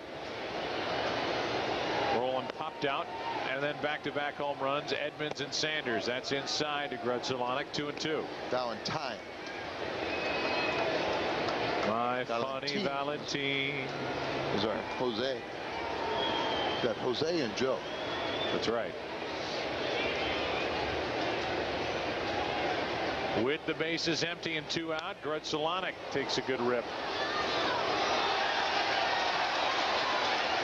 If you look at the box score and you look at the second half of the lineup, Edmonds, Sanders, the guy at the plate, Grudzelanic has a single and a run scored, and then Marquis with the 3-run triple. That's left side and foul. It's interesting to watch Grudzelanic with that swing, and I don't know how easy it is to show on television, but it's such a level, flat swing that he gets at the ball. And he's liable to hit it anywhere, although they play him to push it to the opposite field against Aaron Harang. And you know, there's times where you see guys that stay completely balanced. That's well hit into left field, down into the corner. Dunn is back, and a nice running catch to end the inning. Grudzelanic had these fans thinking about back-to-back-to-back. We'll have to settle for back-to-back. Jim Edmonds into center. Reggie Sanders into left. After 6, 5-1, St. Louis. Cardinals fans come first. Little back-to-back. Jim Edmonds, then Reggie Sanders, and the Cardinals have their biggest lead of the night. It's 5-1 as Jason Marquis will deal with Kearns, Lopez, and LaRue if anybody gets on a pinch hitter for Harang. And Marquis has been terrific. Strike 1 on a check swing. Remember all the pitches that he had after the first 2 innings. He was up to 48. He has made up for that with some quick and easy frames since. That misses inside, a ball and a strike. And our, you know, you got a night when you got one less reliever down there, and also a newcomer as Pulsford is put on the disabled list. But Cal Eldred, reoccurrence of that respiratory infection, back in the hospital. So our best wishes to Cal as he goes through tests to try to figure out what's wrong and why he's not feeling better. Up to 100 pitches on the night for Marquis, and that's to third for Roland. One away as Austin Kearns is now 1 for 3. Midwest Sports Report follows Cardinal baseball. And that's right after this game. We'll have the star of the game, Tony La Russa, live, and 888 Ring Fox tonight. With 1 out, the base is empty. Here's Lopez.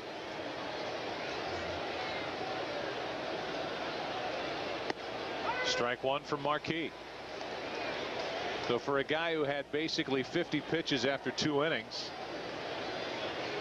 as they start to stir for the Cardinals out in the bullpen, Jason Marquis has settled into a nice groove. 1 ball, 1 strike. Al Reyes, who looks like he's going to be a busy man in 2005 for the Cardinals, is getting loose. Nice piece on Al in the paper today. That skips in there 2 balls and a strike.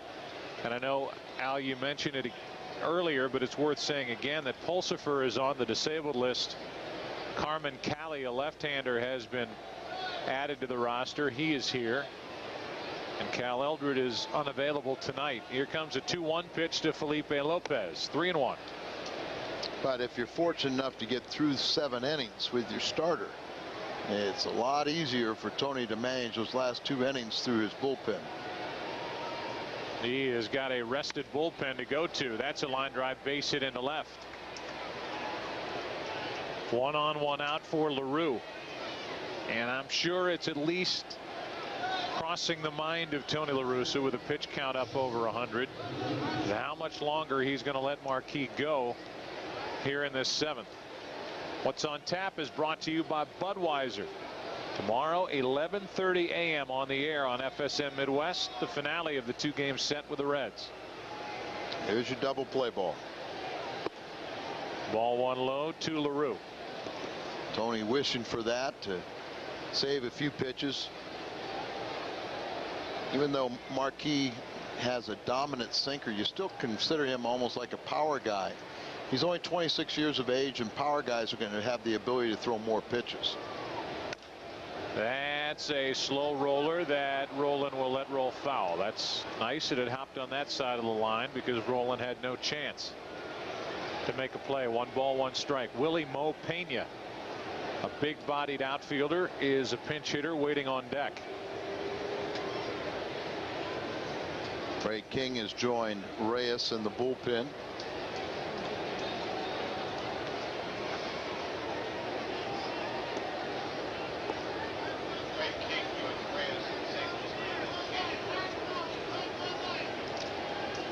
LaRue tonight has been hit by a pitch and he struck out.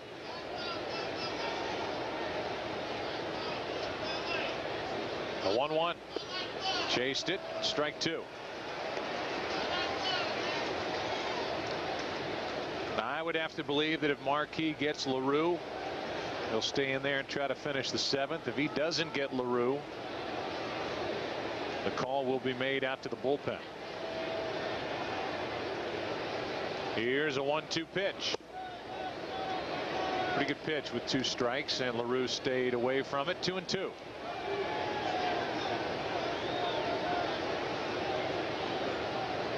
Marquis was good in his first start of the season at Houston. He has been better here tonight. The 2-2. Just down and in, full count. Walked 1 in Houston through 6 innings. He only has walked 1 here tonight. That was in his troublesome 2nd inning when they scored their lone run. But if he could get 2 here. 3-2 pitch, skips in there, and now the decision. 2 on, 1 out. Pena is coming up as a pinch hitter, and we'll see if Marquis will get 1 more batter. Reyes has got to be ready in the bullpen if they want to go that direction. William Pena, who had 26 home runs and 336 at bats last year, has 2 hits this year. Both of them are home runs. That's going to be it for Marquis. Willie Mo Pena, maybe not. We'll wait and make sure. It's Dave Duncan out there already. Reyes is walking in from the bullpen, and it's going to be Duncan to make the switch. Nice work by Jason Marquis tonight. If the bullpen's good enough, he'll get his first win of the year. Jason Marquis certainly deserves a win tonight for the all-around evening he had. Al Raboski, and it started with that 3-run triple he hit. Base loaded triple, 3-2 pitch, and he lines it in the right field corner. Just the 3rd run, Grizzolonic. So he's done the job offensively, but don't forget pitching. Boy, he just had good stuff on both sides of the plate. Very aggressive, attacked hitters, got Griffey a couple times, 6 strikeouts in 6 of the 3rd innings. And now Tony goes to his bullpen. Goes to his strikeout leader, team strikeout leader, Al Reyes. Al Reyes takes over. He has been busy already. Cardinals are using Reyes here, and they've got Ray King lurking with Jimenez on deck and then Griffey. So the Cardinals lead by 4, and you get the feeling it's a good thing they just went back-to-back with the home runs in the bottom of the 6th. It's 2 on with 1 out.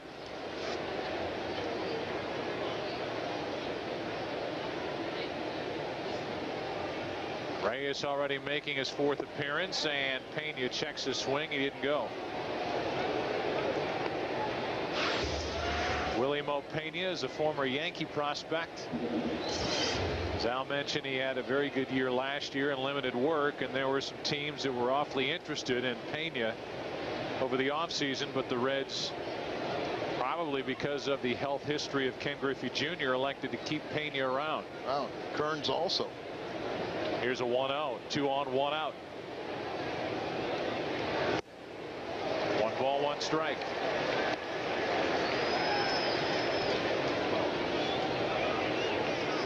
You look at his last 7 days and the number of pitches that he has had to throw. That was pretty good on Sunday when he struck out 5 out of 6 batters to only throw 28 pitches. Got his first win with 2 scoreless innings. His first major league win since July 14th of 2001 when he was with LA. He bounced around a lot of clubs.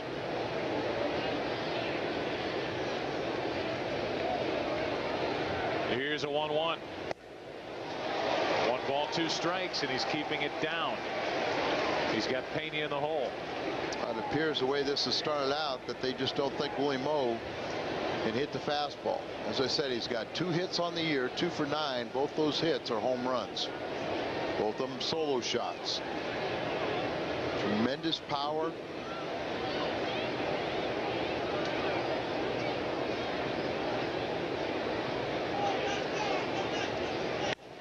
Jams him, and a fly ball into center field for Edmonds. There's a big home run threat gone. 2 out.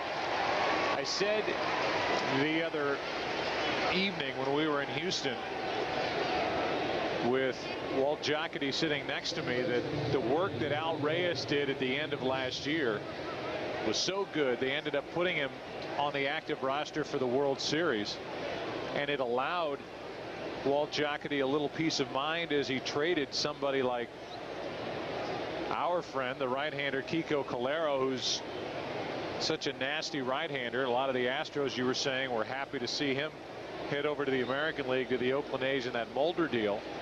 But Reyes pitched his way into contention last year for the postseason and really opened some eyes for this year. And he has been handed a lot of responsibility here in the first week and a half of the season from Tony La Russa. Strike 1 on D'Angelo Jimenez. And Reyes got Willie Moe Pena the big threat to make it 2 outs. And Ray King was warming up. Jimenez is a switch hitter, but now he is 1 for 15 left-handed and 3 for 4 batting right-handed. The reason why you don't bring in Ray King. Jason, he's watching this one. Those are his runners on the bases. They're at first and second, 2 out, in the 0-1 pitch. 1 ball, 1 strike. Ray King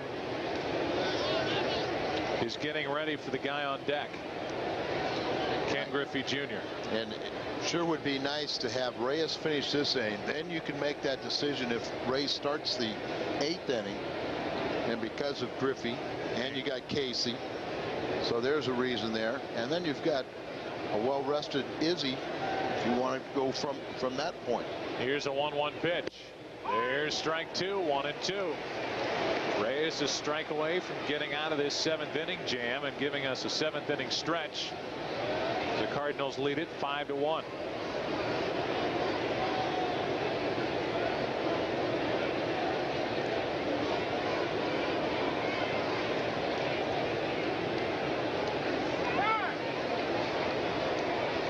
The Reds have lost 3 straight. They lost those in Houston. Cardinals are losers of 2 in a row after winning the home opener on Friday against Philadelphia. Here's a 1-2 pitch. 2 on, 2 out. Just missed the inside corner, and Reyes started to exit. And Molina did all he could to try to bring this into the strike zone. See him set up inside. See how he crouches there and accentuates. That ball was right where I wanted it. Kind of funny the way he was standing so high. Might have taken the pitch away from the umpire. Now a 2-2. Grounded to second. Reyes does his job. Gritzelanic takes care of the inning. Al Reyes, good work. Marquis appreciates it. And the Cardinals will hang on to their 5-1 lead as we get ready to stretch. Marquis is now an interested observer, hoping this will be the night when he picks up his first win of the year. Cardinals up by 4. FSN Midwest. This portion of Cardinal baseball on FSN Midwest is brought to you by Jack in the Box. Jack invites you to come in and experience ciabatta. It's all about the bread. And by your local Chrysler Jeep dealers.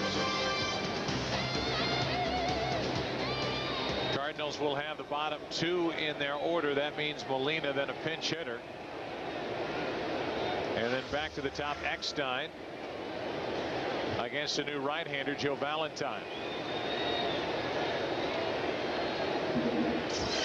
And Molina pops it up. Still hitless on the season as Adam Dunn comes in for out number 1.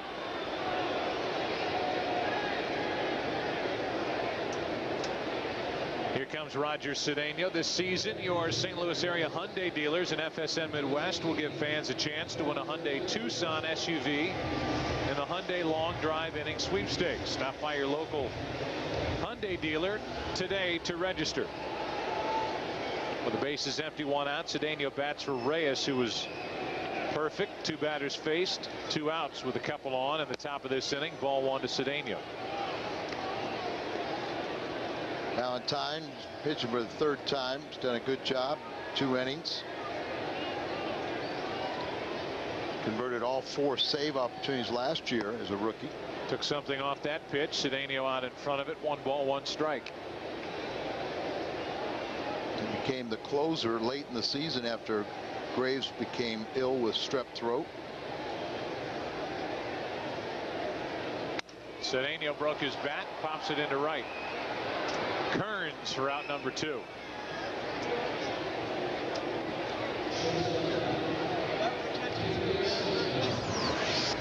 Now these relievers come in, and even with nobody on, they'll pitch out of stretch. Pretty straightforward as he stands tall and erect. Have a stiff front leg. Changes speeds. Got Cedeno there to pop the ball in the air. Don Gullett was a good one. Boy, he had a great winning percentage before injuries did him in. And he's been a very good pitching coach for a long time through a lot of different managers for the Cincinnati Reds. He's such a likable guy, you know, just easy going. Grew up in Kentucky. Nothing's too quick, fast for him. But you know, there's a lot of respect there when one guy to the next. And they've had a handful of guys literally come through there, and they keep Don Gullett on as the pitching coach. Well, he's like a legend that town, but he keeps his job because of the job he does as a pitching coach. 1 ball, 2 strikes. Eckstein trying to extend this 7th. In the 8th, it'll be Ray King against Ken Griffey Jr., Sean Casey, and Joe Randa. If anybody gets on, the lefty Adam Dunn. So what a perfect time to have a left-hander ready to go, and the 8th inning will be his. I think Jack McKeon, when he was managing there, called him the best pitching coach he'd ever been around. 2-2 as LaRue is trying to do all he can to keep these bouncing pitches at home plate. Eckstein has walked, struck out, and grounded out. The 2-2. That's foul, and it will get out of play. So Eckstein will see another pitch. You can purchase authentic game-used seats from Busch Stadium, where you've enjoyed so many great moments in Cardinal history. $470 per pair. Includes shipping nationwide, mounting brackets and hardware, and bracket assembly instructions. Seats will arrive within 4 weeks of the conclusion of the 2005 season. 421-2400 if you're interested. Eckstein is hit on a cold night on the arm. And one of their new fan favorites is down to first base, and that hurt. Nice. They're going to look at Eckstein and to catch him on the arm or in the back.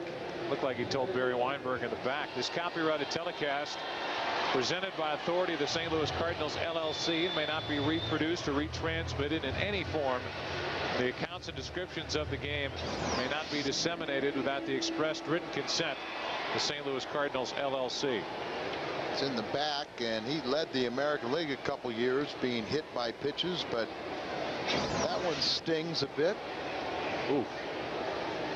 He's on with 2 out, and Walker hits one down the right field line, hooking into the corner, foul.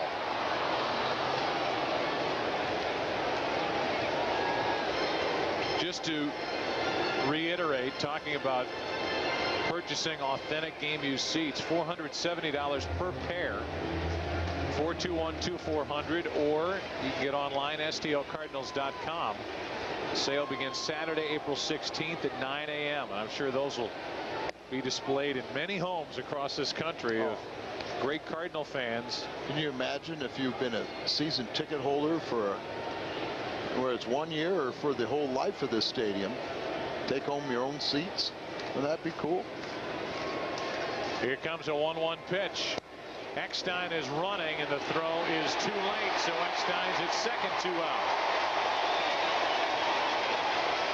And David Eckstein gets the steal, and that is his first as a Cardinal. And that ties Pujols for the team lead.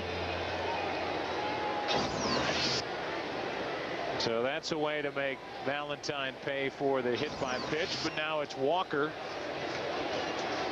who's in charge of trying to make Valentine really pay. Cardinals lead 5-1, bottom of the 7th. Eckstein at second, 2 out.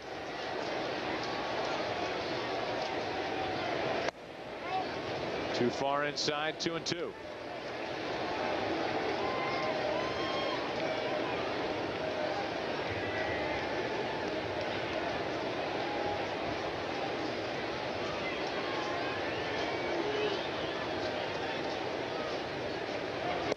Walker takes it wide, a full count. Pujols on deck.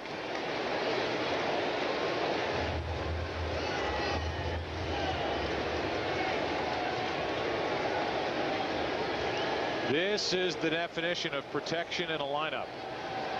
Base open, 3-2 count. Pujols on deck, and Walker gets a pitch to hit. Nice play. Jimenez takes a hit away and a run away with that play to his left. We go to the 8th. Ray King will take over. Heart of the order coming up for the Reds, who trail by 4. FSN Midwest, where Cardinals fans come first. Hard to believe that on a night like this, it is cold, it is rainy. We had a rain delay at the start. 33,000 plus fans are in attendance tonight. Some of those fans might want to discover what Mark Mulder enjoys most about being a Cardinal in the all-new Cardinals Game Day magazine, and find a revealing interview with Tony La Russa and rare photos of the construction of Busch Stadium. Subscribe now and receive this collectible issue of Cardinals Game Day magazine. 314-982-7336. Ray King takes over, 8th inning, and Ken Griffey Jr. is 0 for 3 with 2 strikeouts. There are the numbers for Ray. Off to another good start. Last year he was second in the National League with 32 holes. Team leader with 86 games pitched, second in the National League, and lefties batted just 150 off of Ray with no home runs. Here's a lefty, and there's a ball to Ken Griffey Jr. You got a lefty, lefty, righty, and then if somebody gets on, a lefty. And the big bats in this potent Cincinnati lineup. 2-0 on Griffey. King has had a little control issue at the end of spring training, and an appearance he had in Houston. Let's see what he features on 2-0. Griffey tried to hold up, could not. Strike 1. Good pitch. Nice. Good slider there, down and away, and see what he has done the last 7 days, working 3 games, a total of 30 pitches. He was well rested for Sunday. Guy pitches averages more than every other day. Had 3 days off. On 2-1, Griffey chops it foul. 2-2.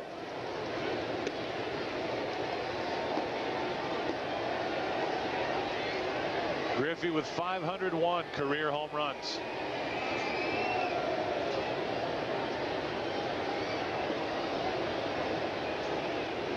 Has not gone deep this season. Here's a 2-2. Low and away, full count, pretty good pitch, and King does not get the call. Griffey, maybe more impressively, didn't go after it. Right. Our kid hasn't hit a home run yet this year or in spring training, but coming off a serious injury. He was trying there as he went up and after a 3-2 pitch. He was swinging, it looked like, no matter what.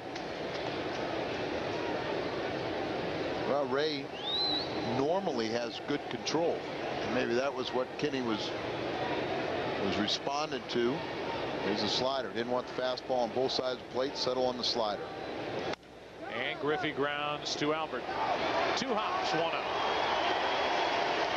Griffey will end the night 0 for 4. If you would like to win Cardinals tickets and participate in the Southwest Airlines Family of the Game promotion during a Cardinal home game, here's your chance. Send your name, address, and phone number. Southwest Airlines Family of the Game, P.O. Box 771192, St. Louis, Missouri 63177. Here is Casey. Casey is tough to keep hitless. Same for Griffey. Same for Jimenez. This top of the lineup for the Reds, before you really get into a lot of their thunder, hitless on the night. A combined 0 for 11 as Casey takes ball 1 low.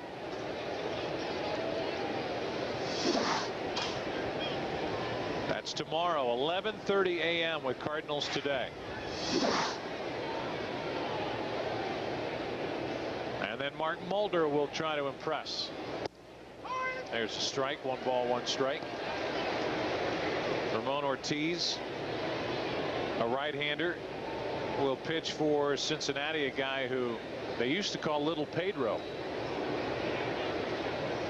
Looks a little bit like him, and he was with the California, then Anaheim, then Los Angeles Angels of Anaheim. They ever solved that lawsuit or whatever? No, that's been extended, and it's still pending. And while that's going on, you get thrown off, or at least I do, every time I look on the American League scoreboard and I see L.A. Here comes a 2-1 pitch. Casey hits it to Grenzolana. Good play. Just smothered it. 2 out.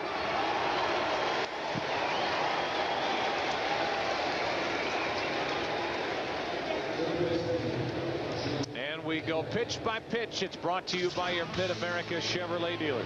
Well, he's having a little trouble with his fastball. Falling behind the count with that, but he's getting the slider over. So you see where he's pretty much close to the hitting the target. There is inside with another fastball.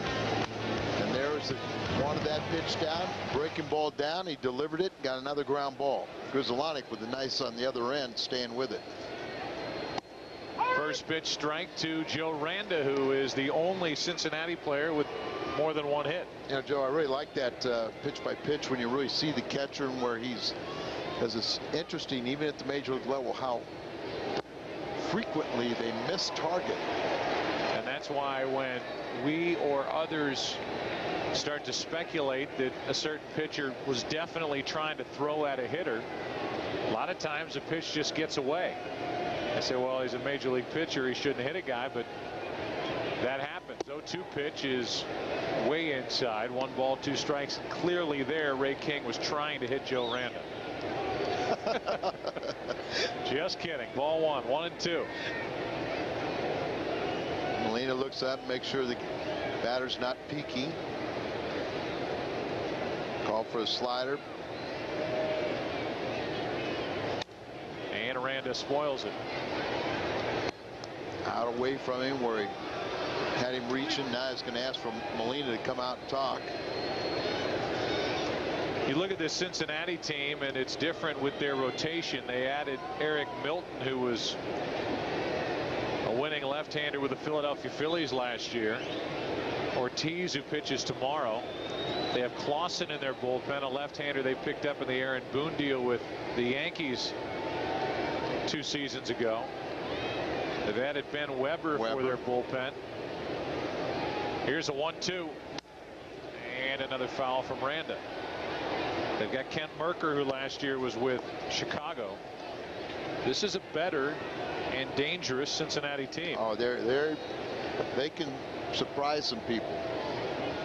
I always said if they had any pitching, another pitch, wants a slider down. Ray didn't want it, wants to throw the fastball. And back to Ray. Against the 2, 3, and 4 hitters, a little 1-2-3 inning from the Cardinal left-hander. Good pitching tonight. Edmonds will bat. He has a homer this evening. 5-1 after 7.5. Jason Marquis was outstanding with his arm and with his bat. It's 5-1 as we go into the bottom of the 8th. Our Bank of America Higher Standard game recap. We had some hail here. We had rain.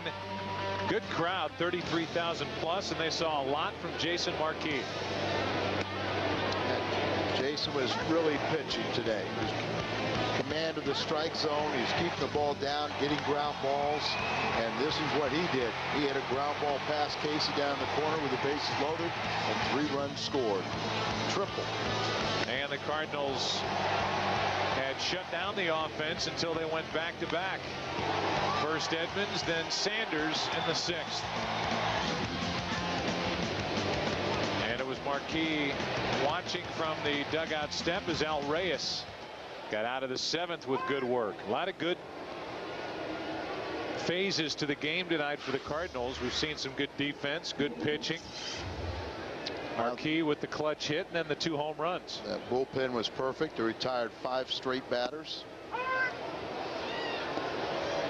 So Carmen Cali is warming up. You see Danny Graves came out of the bullpen. Their Reds closer is not allowed a hit yet in the inning plus. And I would imagine now for guys like Pujols and Rolen and Edmonds who are coming up in this inning, you know, the Reds need to get Graves some work because they were just swept by the Astros. But the Cardinals are getting a look here in 2005 at Graves, and he may be in a save situation tomorrow. You're right, Joe. Anytime you get a chance to see these closers, it's going to prepare you for the next time you face it. I mean, that's what some of the people are talking about now with Rivera, and that Boston has seen him so frequently that now they're starting to get a little more of a read. I had, you know, people say that of the West Coast teams with Gagne, that, you know, this unorthodox motion that Gagne has, but now if they've seen him over and over and over for a couple of years, and they're starting to know what not to look at and how to read the release point. 2-2 as Pujols battles Danny Graves. And Albert pops it into right center field. That'll play for Griffey. Pujols 1 for 4. Midwest Sports Report is coming up after the game. We'll have a recap of this one. We will hear from Tony La Russa live in 888 Ring Fox. It's right after this game, which hopefully will happen shortly. We're at the bottom of the 8th. Cardinals batting, 1 out, nobody on, up 5-1. Here is Scott Rowland. Interesting that Carmen Cali is getting loose out in the Cardinal bullpen. Well, Joe, it's not a safe situation, and why not throw Carmen out there? He had 3 appearances, 3 innings pitched in at Memphis, and he was perfect. This Cardinal bullpen features 3 left-handers. Only 1 guy went on the disabled list, Pulsifer. They replaced Pulsifer with a lefty, and that's Cali. Cali probably has the best stuff of all the left-handed candidates in spring training. What he doesn't have is experience. There's Pulsifer on the disabled list with hamstring. Second time that's plaguing. Rolling into right center field. Griffey with a long run. He's there, 2 out.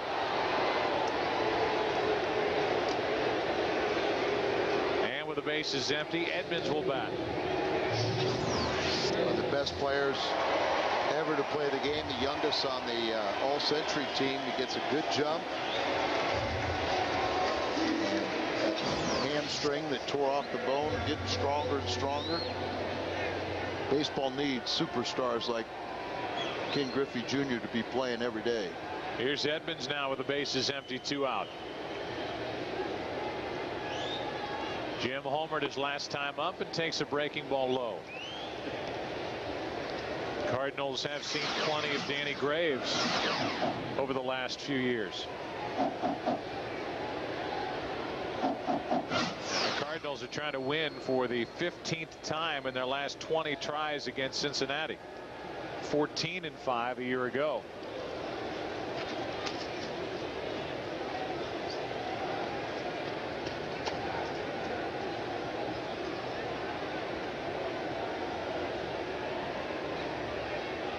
Edmonds with a count in his favor, 2-0.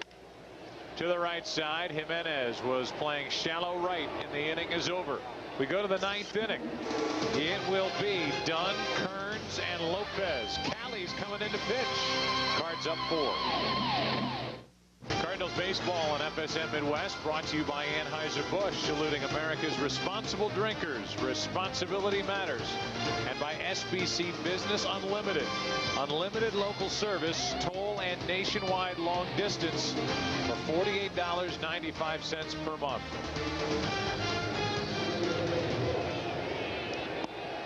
Those who remain as we move into the 9th inning want to see a quick and easy 9th inning from Carmen Cali, who was just added to the active roster today, and he will pitch to Adam Dunn to start it here in the 9th.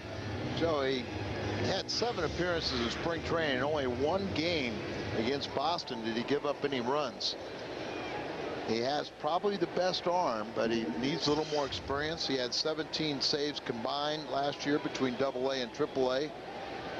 His 5th year in pro ball. Little guy. Says 5'10". He's about 5'7" or 8. You know, throws 95 when he gets it going. Ball 1 misses high to Adam Dunn. Made his major debut last year in September and pitched in 10 games. There's a strike, and it's 1-1. Throws like a lot of left-handers, kind of across his body, but he can sling it and hit that breaking ball to the outside to a left-handed batter. This is a good opportunity for him right now. There's strike 2 to Dunn. Well, in case there are any hiccups, Jason Isringhausen was getting loose. Now Tavares is getting loose for the Cardinals out in the bullpen. A 1-2 pitch. Oh gosh, where was that? 2-2.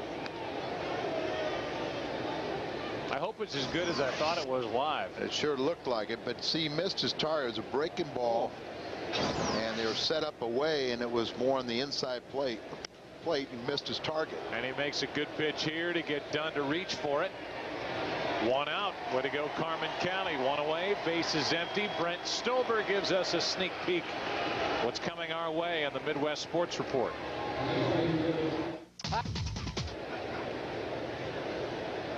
There it is on the billboard here at Busch Stadium. Midwest Sports Report coming up right after this game, as Austin Kearns might be surprised by the good zip on that pitch from Carmen Cali. Strike 1. Or he was just up there to take a strike, down by 4 with 1 out, nobody on in the 9th. Make your dad proud. Kearns hits it in the air to left center field. Didn't get it all. Edmonds on cruise control. 2 out. Our play of the game brought to you by Bud Light. The biggest swing of the night. Bases loaded. 1 out. 3-2 pitch, and Marquis wrapped a triple into the right field corner to score 3. It made it 3-1. It's now 5-1. The Reds are down to their final out. I think Carmen Cali gets this final out. Jason Marquis is going to sleep pretty well tonight. He deserves a nice rest after all he did tonight. Rain delayed at the start. And a ball is inside to Lopez. Cardinal Baseball, a production of Bud Sports. It is an exclusive presentation of FSN Midwest. 2 out, bases empty, a 1-0 to Lopez. 2-0. See Cali getting pumped up. I think that last one hit 94 on our radar gun. Nothing more fun to be on the mound for the final out. And it's always a great feeling to strike out the batter. An easy strike to make it 2-1. They like his arm. As I said, just needs a little experience, but maybe the injury to Pulsifer opens that door. There's only one way to get that experience. Pitch. Well, that's the pitch. 2-2. Tell you what, I don't care, rookie or veteran, leading by 4 against some of these hitters, it's never easy and never seems to be a 1-2-3 frame. And whether it's been Reyes or King or now Cali, the bullpen has been perfect tonight. Cali trying to pick up where King left off and end it right here. Still 2-2. The main thing is up by 4, knowing you don't have a very long leash. If there's any trouble, Cali has come in throwing strikes. That's a great point, Joe, because you know you've got 7 guys behind you, 1 guy in front of you that all they're trying to do is help you. If you don't throw strikes, they can't do a thing. The manager is helpless. The only thing he can do is take you out. 2-2 pitch. Do it again.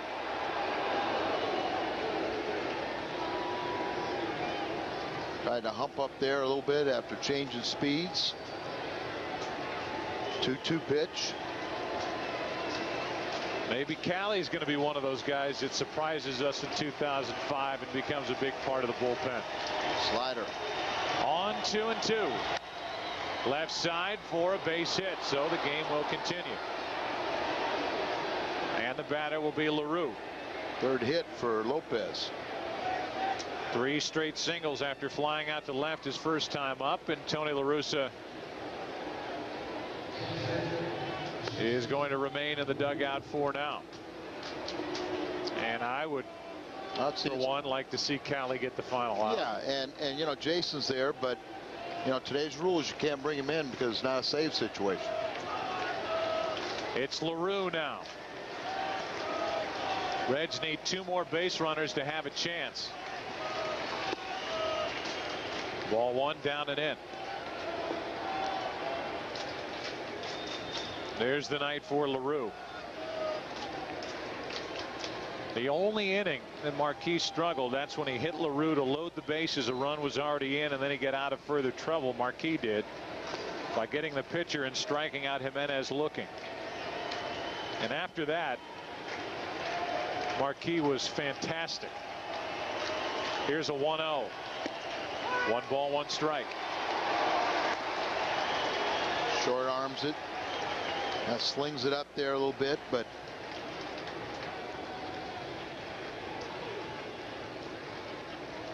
Jason talking to himself. Here's a 1-1. He went strike 2.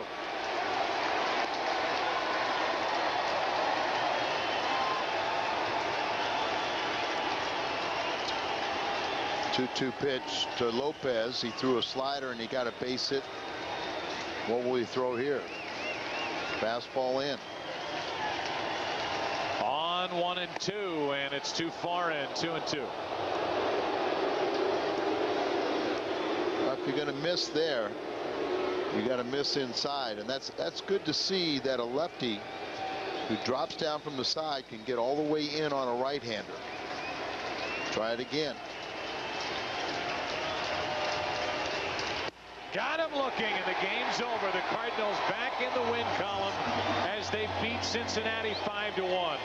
The pitching outstanding. The defense was good, and the Cardinals had enough offense to win the first of a 2-game set with the Cincinnati Reds. Our next game is tomorrow, right back at it early, 11:30 a.m. with Cardinals Today.